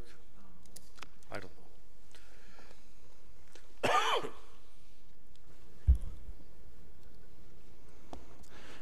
Through you, Mr. Chair, we could receive the report and amend as per the amend into the motion the different applications before us, or we could do them all separate motions too. I think it's the will of committee to do it separately. So we'll deal with the first one, A. Will we put the motion to either deny or receive first? We'll do a receive first. Okay. Could I have a motion to receive this report? Councillor Maraca, seconded by Councillor Gardner. Any comments or questions on just the one to receive the report? Seeing none? All right. Seeing the board? Councillor Maracas? We'll do them one at a time after that. Councillor Gardner? Okay, if there's no comments, questions on receiving the report, all those in favor? Opposed? That carries, Mr. Clerk. Now we're going to go to A, and I'm going to ask for a motion, or would someone care to put a motion on the floor, either to allow or to deny? Mayor Daw, did you want to go forward? We already did receive. To accept, thank you. It's a bad word. Okay. On A, on Old Bloomington Road, a motion to accept. Moved by Mayor Daw, seconded by... I need a seconder. Councillor Thompson, thank you. Comments, questions? I'm going to look at the board. Councillor Marakis. Thank you, Mr. Chair. Through you to Mr. Ramuno. Mr. Ramuno, I asked the delegate the same question. I guess I'll ask you, what assurances do we have that if we do accept this application, that an OP amendment won't come forward at a later date asking for that density to be bumped back up again? Mr. Ramuno. Through you, Mr. Chair. I mean, the applicants, based on what they're saying, they are going to revise their application. If at a later date they do come in, they would have to revise, all 3 applications, and council would then have the opportunity to refuse that OP application if it did indeed come in. But at this point, they're committing to revising the OP application to conform to the existing 2 units an acre. Councillor? Okay, thank you. That's all my questions for right this minute. Mayor Daw? Thank you, Mr. Chair. And through you to Mr. Ramuno, we've already got a letter from, just looking for it here, from the applicant that they have, I'm just looking for it. I thought they already submitted a modified, where they dropped it from 58 to 50. Revised submission page, on the second page of their letter. On the Friday, yeah. Yeah. So does that not cover? Oh. Okay, sure. Mr. Ramuno, is that assurance enough? Mr. Ramuno? Through you, Mr. Mayor, at this point it is. Again, if they go back on their word and they come up with an application, they've got to revise all 3 applications. There's greater expense to them, and council still has the opportunity to refuse the application. Thank you. And again, Mr. Chair, through you to Mr. Ramuno, I'm not as familiar with this application as I am the other 2. So could you perhaps give just a wee bit of history from your perspective, how long this has been out there, and just maybe some particulars on it? Mr. Ramuno, if you could kind of recap for us. Certainly. Through you, Mr. Chair. I've met with Mr. Bilieri, I guess, the beginning of early in this year, 2017. He came in to see me with the intent to submit applications within this 25-acre parcel of land. It is an area, as council is aware, just on the north side of Old Bloomington. It has a cluster residential designation under our OPA 34, Yonge Street South Secondary Plan, and so their intent is to submit the zoning bylaw and draft plan of subdivision to implement that the development of 50 lots. It'll be revised to 50 single detached lots. But it is the first parcel, it would be the first development along the north side of Old Bloomington, just east of Yonge Street. That's one of our last remaining large land holdings within that Yonge Street South area. Thank you. Thank you, Mr. Chair. Thank you, Mayor Daw. Councillor Thompson? Through you to Mr. Ramuno. Mr. Ramuno, do you anticipate them coming forward with an application and us starting the public planning process for this application this year? Either October, November, December? Mr. Ramuno. Through you, Mr. Chair. I think they're ready to revise their applications within a matter of days, and then we can certainly then put it on our future agendas. We need a bit of lead time to schedule a public meeting, but I think we could probably shoot, provided it comes in time for probably a last public meeting before the end of the year. So most likely then you would see it come December, January kind of thing. Thank you. Thank you, Councillor. Councillor Tom? Thank you, Mr. Chair. Mr. Ramuno, for every, since we passed this provision for the 2-year stop, are you planning on bringing every single proposal forward to council for consideration? Mr. Ramuno? Through you, Mr. Chair. I mean, that is the direction I've received from council to date. So I can tell you now that we have another one planned for the next GC. Beyond that, I don't have any requests at this point. Thank you, Mr. Ramuno. Mr. Chair, through you again. Did council provide direction for that? what council passed, or what staff, or the direction we gave staff, or the provision in Bill 73 require you to bring these forward to council, or are you bringing them forward to council for council's benefit? Mr. Ramuno? Through you, Mr. Chair. When I brought the report back in June with the final approval of the zoning bylaw, I had recommended a number of different classes that council could consider at that time. Council's direction was to allow accepting applications of just 2 classes, being minor variances and non-residential zoning applications. So we will automatically accept those applications. But based on the discussion we had in that June meeting, the indication I received was any additional applications and other requests related to some of those other classes, council really wanted to see those on a case-by-case basis. Councillor? Thank you. Councillor Gardner and Councillor Maracas. Thank you, Mr. Chair. I looked at the criteria that Mr. Ramuno set forward to us. For me, this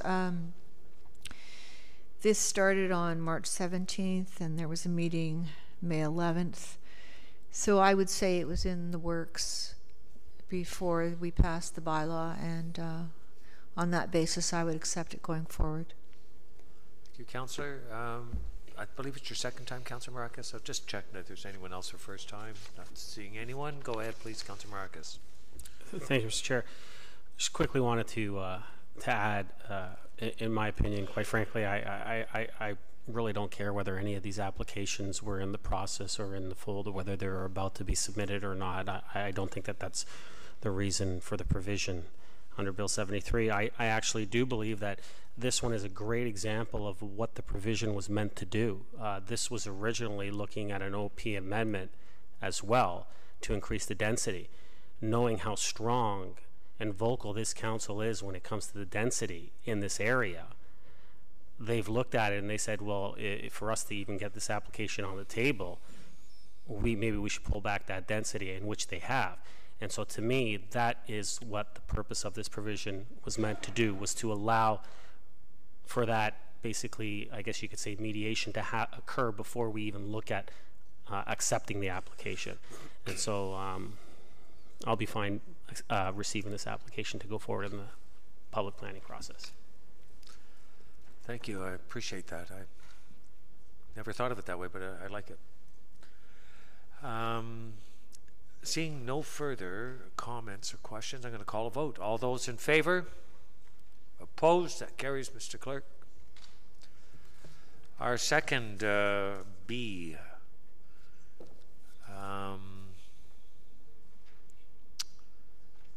That was A we just did. B is the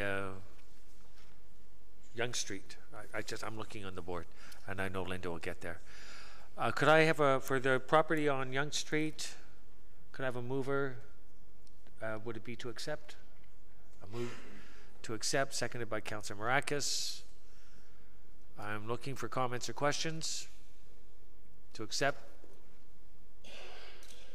I'll start with Councillor Maracas. I was just going to say yes.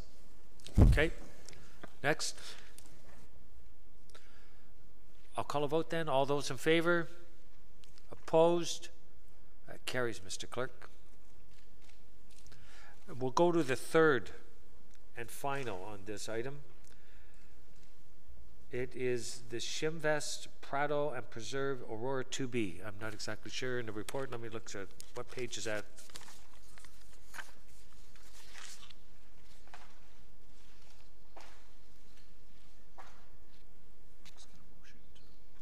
Could I get a motion to accept or deny? Councillor Kim, to accept? Do I have a seconder? Mayor Daw.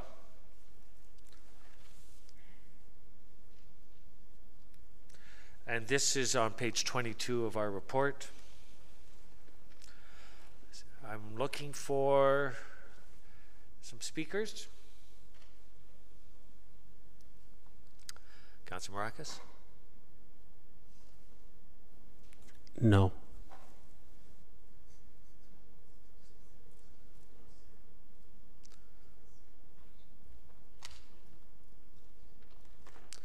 that it? You're wrapped up there, Councillor? Okay. I've got Councillor Gardner. Oh, Mayor Daw, excuse me. I did see his name, it disappeared. The reason is because he's queued up. Thank you, Mr. Chair. I will support this. This actually goes back to last term. It's been out there for quite a while. So, now they could have been a little more aggressive perhaps in bringing it forward, but c'est la vie. So I will support it.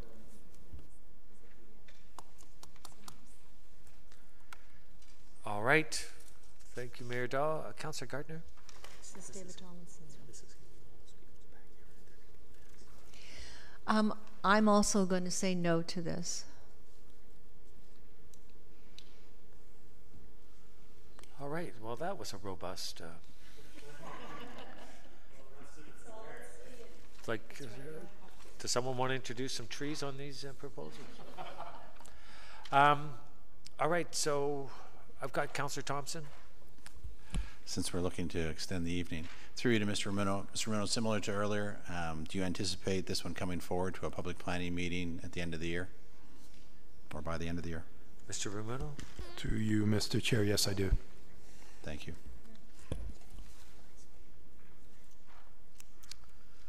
All right. Well, we've had a fair amount of debate on this one. I'm going to call a vote. I'm going to need hands clearly on this. All those in favor? 1, 2, 3, 4. Opposed? That carries, Mr. Clerk. And that concludes item 2.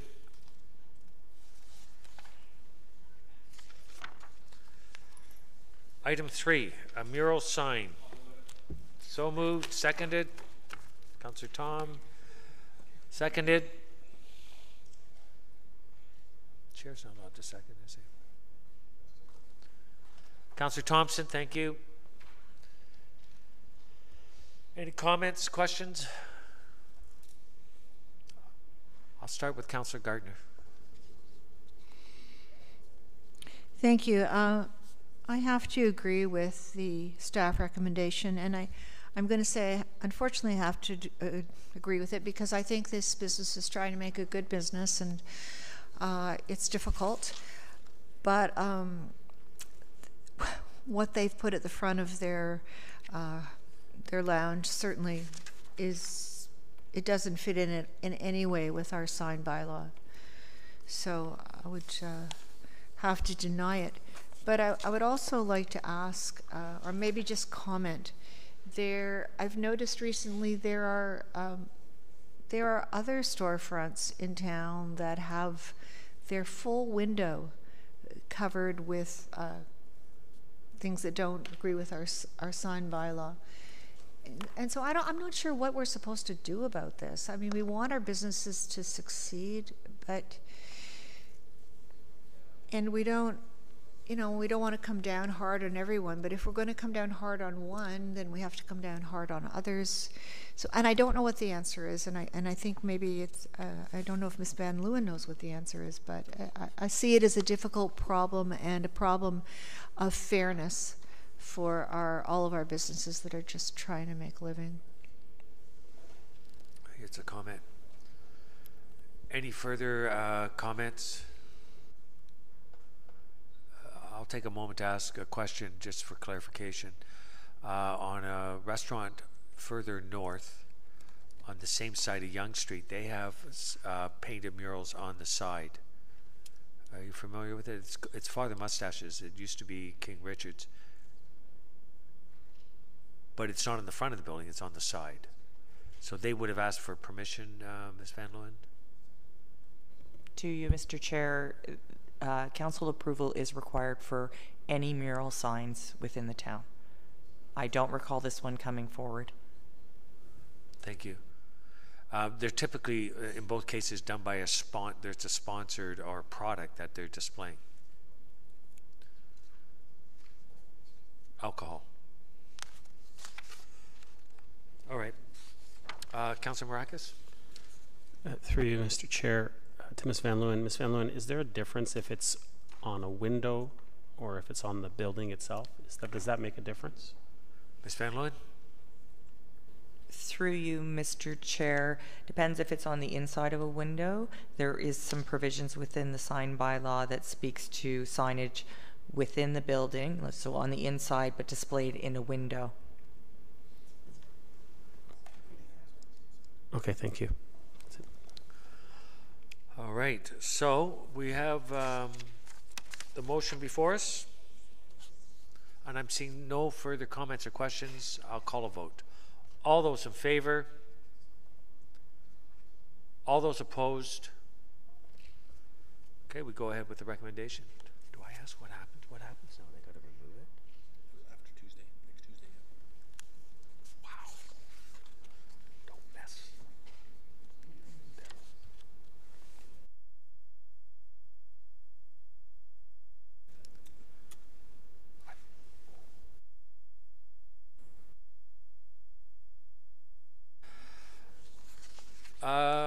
Well, we could probably tumble through this. We've got item R4, and I appreciate we have a representative here being patient, waiting. We're moved by Councillor Thompson, seconded.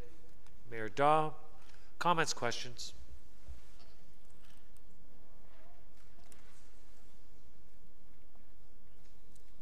I'll start with Councillor Gardner. Thank you, and I know we've discussed this before. I just have a question. It's on page 5, and so it says proposed official plan amendment, third line. It does provide council with the opportunity to consider buildings that exceed 20 meters in height, provided the building is not greater than 6 stories. And in this case, we have a grading issue. But we're going from 20 meters to 28 meters, which is a difference of 26 feet. So that wouldn't be the height of a story. Is there some foundational work that needs to be done? And this could be answered next week. I'm sorry I didn't call you on this, but it just seems like 26 feet for 1 story seems like a lot. Through you, Mr. Chair. Certainly, through you, Mr. Chair. Yes, so the request is to go from 6 to 7 stories and 28 meters in total height. And part of it has to do with obviously adding an extra story, but accommodating the grade, because the lay of the land is, it does slope. And of course, is ensuring that each story has sufficient ceiling height to accommodate, the designs, because it is going to be a combination of residential apartment building and assisted living. So the 20 meters was going to be a little tight to achieve a 6-story building with 20 meters, notwithstanding it's in our official plan. Councillor? Thank you, Philip. I understand that about the 6 stories, but the ask is for a 7-story. So that's what I'm trying to understand. It's 1 extra story, but it's going from 20 meters to 28 meters, and I'm still working in feet, and that's 26 feet. So that just seems like a lot of extra height for 1 story. So I was just wondering if there's extra work that needs to go into the foundation, or that's just because of the elevation of the building. Yes. Thank you. The elevation, yes. All right, seeing no other questions, comments, all those in favor? Opposed? That carries, Mr. Clerk. And our final item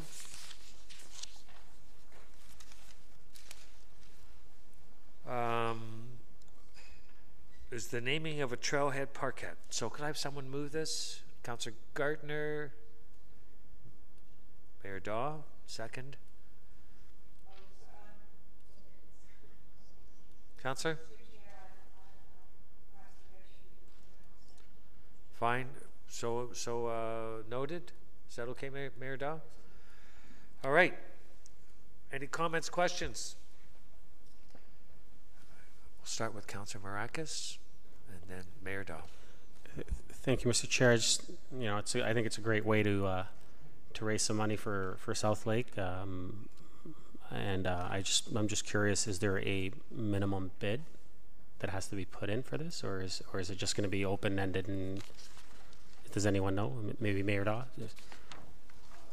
Through you, Mr. Chair, to Councilor Maracas. No, I would agree with you that there should be some kind of minimum bid. That discussion I do not believe has happened. And I think actually that a representative from the foundation will be here next week. So that would be a good question to have at that point. But I think your point's well taken, because if it went for $1,000, it would be extremely disappointing. I'll up that bid. Okay. Yes. So, yeah. I mean, I have a few. I think we all have a few bucks we could pull together and maybe get the naming rights for that trail. No. So thank you, Mayor Daw, and I'll save that question for next week. So. Mayor Daw. Thank you. And to the point, I think Southlake in the past has been pretty good at quite frankly, pre-salting the crowd for a bid on this. So I would think it would go for a fairly reasonable price, but it's certainly worth the ask. And I think it's great that council is supporting this, and it is indeed a great way for the foundation to raise some money. And there's a new CEO for the foundation who will be coming out to meet us shortly. So that's great. Thank you. Councillor Gardner. I think this is a wonderful idea. I'm sorry we didn't start it years ago. It's a great way to raise money for the hospital. It doesn't cost the taxpayers anything. It doesn't cost council anything. It's just fantastic. I have a couple of questions. I don't know who can answer them. How many of these have we done in the past? Because I know this isn't the first time. I think it's 3. Okay. And how many years? Like, do they do it like the ACC? Like they get it for 20 years? Then we do it again? All right. Seeing that's a pretty good deal. We should do it. Well, minimum, we should also do a time period that we could do it again. It's like the horse that goes back to the barn. Okay. Yeah. All right. Councillor Gardner, did you want to speak again? I'm just thinking that that's an idea that Mayor Daw could take back, because, I mean, it happens all the time. I mean, I remember the O'Keefe Center, which is not the O'Keefe Center anymore, and it'd be a great way to raise money for the hospital. I think 20 years sounds reasonable. So do I. It's a good idea. Councillor Thompson? Along those lines, didn't Scotiabank pay $800 million for the ACC rights for, what is it, 20 years? 400. 400, sorry. Almost $500 million bucks. All right, we'll talk about the Leafs later. I'm going to call a vote. All those in favor? Opposed? That carries. That concludes the items. We notice a motion we have, but we're not addressing it. New business. May I start with you, Councillor Kim? Councillor Tom? I know this is new business, but I'd just like to congratulate Councillor Peary. He got married on Saturday, so... Well, he hasn't said he hasn't. I'm sure it went lovely, and I think he's on his honeymoon right now, so congrats to Councillor Peary. Very good. Mayor Daw, Councillor Thompson. Sorry to go back to the pool itself, but with regards to the stop work order. So if it's staff's discretion, will they lift it tomorrow based on the conversation you've heard? Ms. Van Loon? Through you, Mr. Chair, when Mr. Downey is satisfied and has had an opportunity to review the reports and there's some kind of agreement on how the trees will be protected, we will go forward and lift the order. So just so I'm clear, so neither our conversation next week or any decision we make on that will have any impact on that work order. Ms. Van Loon? Through you, Mr. Chair, for clarity, if the permit was approved to allow the destruction of trees, depending on what happens in the next week, if council approved the destruction of the trees, then there would be no contravention, and we would then lift the order at that point in time as well. And I think that's my point, is that when the residents were here, I tried to make the point that we couldn't lift the work order because there was still that outstanding item. But yet, I think that you had interjected that it's at staff's sole discretion. So, you know, we really don't have two independent processes here. They are you know, interconnected with one another. You can't lift a work order till council makes a decision with regards to what's happening with the trees and the permit, and that's the message I was trying to convey to the residents, because they sort of left thinking, well, if it's staff's sole discretion, why is it still in place then? And so I think for myself, perhaps some clarity needs to be said to the residents that no, we couldn't have lifted the work order tonight because we still had the outstanding issue to deal with. Was that not correct? Through you, Mr. Chair, that's correct, and we can certainly reach out to the owners and clarify questions. Personally, I'd appreciate that, because I just don't want them to think that, you know, I get it that they're trying to, you know, deal with this issue as expeditiously as possible, and we also are cognizant of it, but I don't want them to think that we deferred or delayed it unnecessarily. So that's it. Thank you, Councillor. I'm glad you brought that up. Councillor Gardner, new business. Thank you, Mr. Chair. I'm, again, also not sure that this is new business, but I'd like to say that Brock Weir missed our council meeting last week because he was celebrating his birthday. So happy birthday. That's how's that for transparency? Is that what you're doing? You didn't come here for your birthday? Did you want to sing happy birthday? Yeah. Okay. Councillor Marcus. Thank you, Mr. Chair. Tonight we had a resident show up in open forum and is having an issue with a fence pretty much butted right up against her home, and I guess through you to I don't know if it'd be Mr. Ramuno maybe first. Is there any issues when it comes to the? Maybe you can explain to us when it comes to the fence bylaw. I mean, does it can it be that close to another structure? As another home, is there any issues also as far as heritage-wise? This is a heritage home, is it not? It's listed. Is there not different rules in the heritage district or in a heritage area? Mr. Ramuno? Through you, Mr. Chair. No, I don't think they're in contravention of our fence bylaw or of our conservation district. Again, it is an unfortunate situation.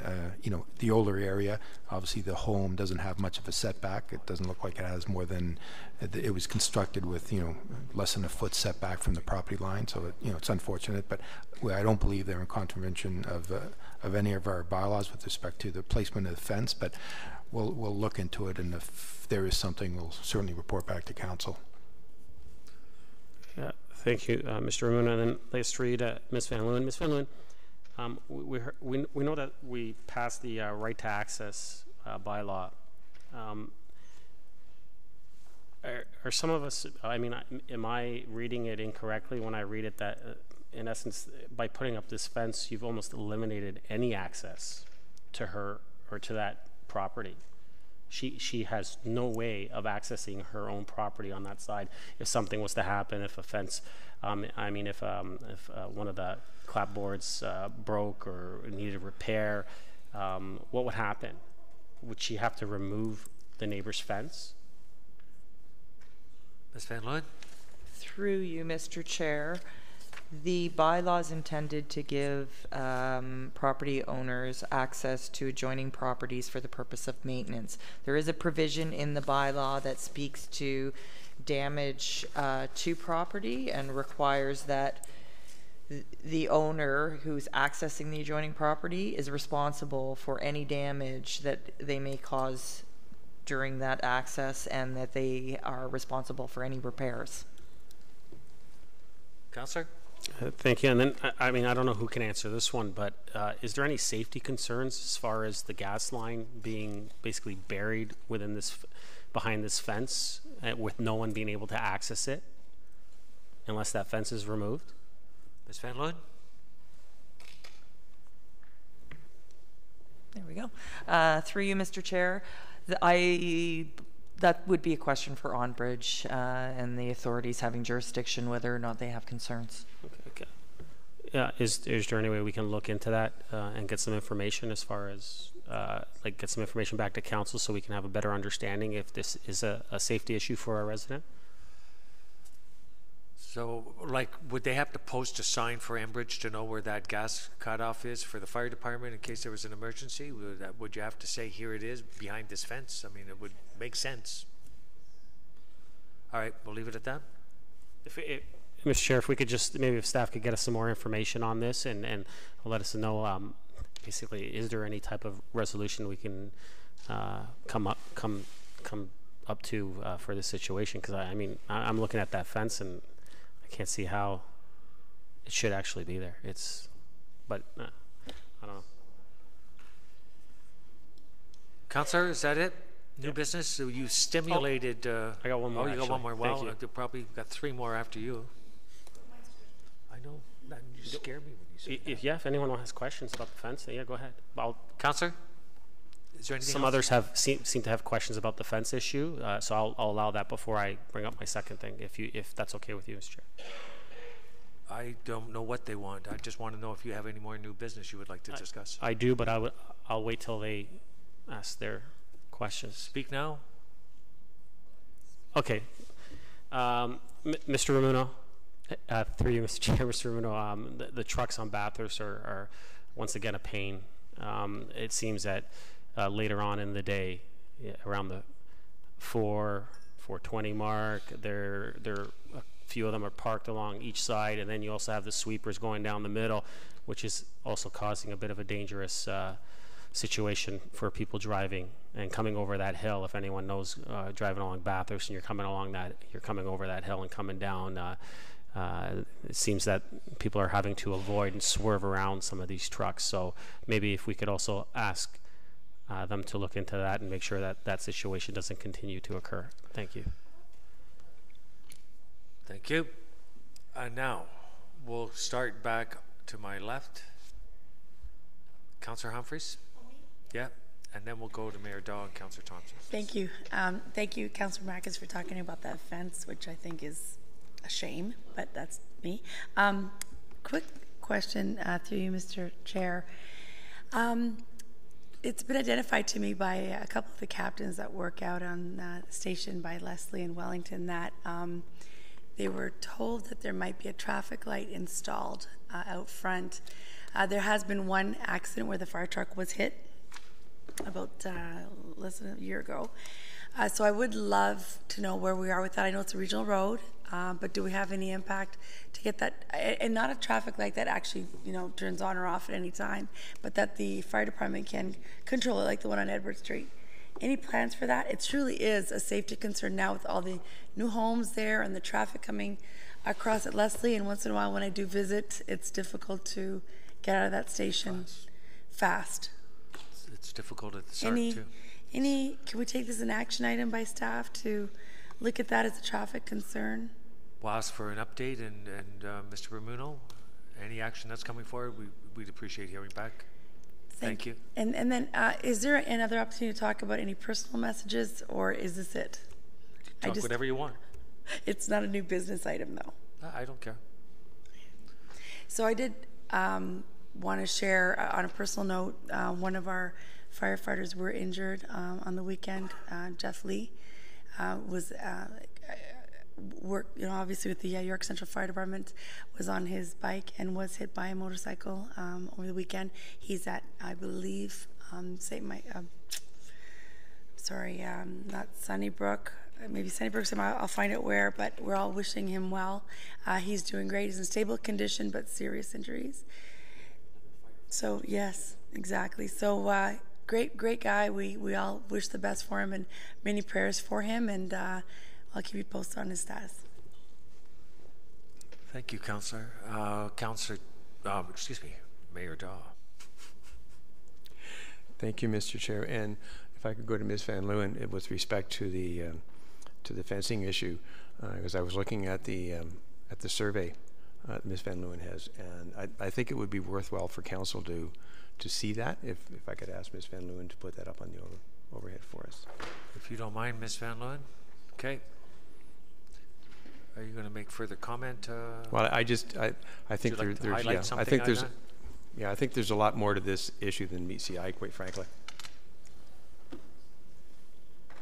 So, Ms. Van Leeuwen, excuse me, if you just want to point out, I think where the lot line and where the house sits. Okay. Did you want to point something out then, Mr. Mayor Daw? Okay.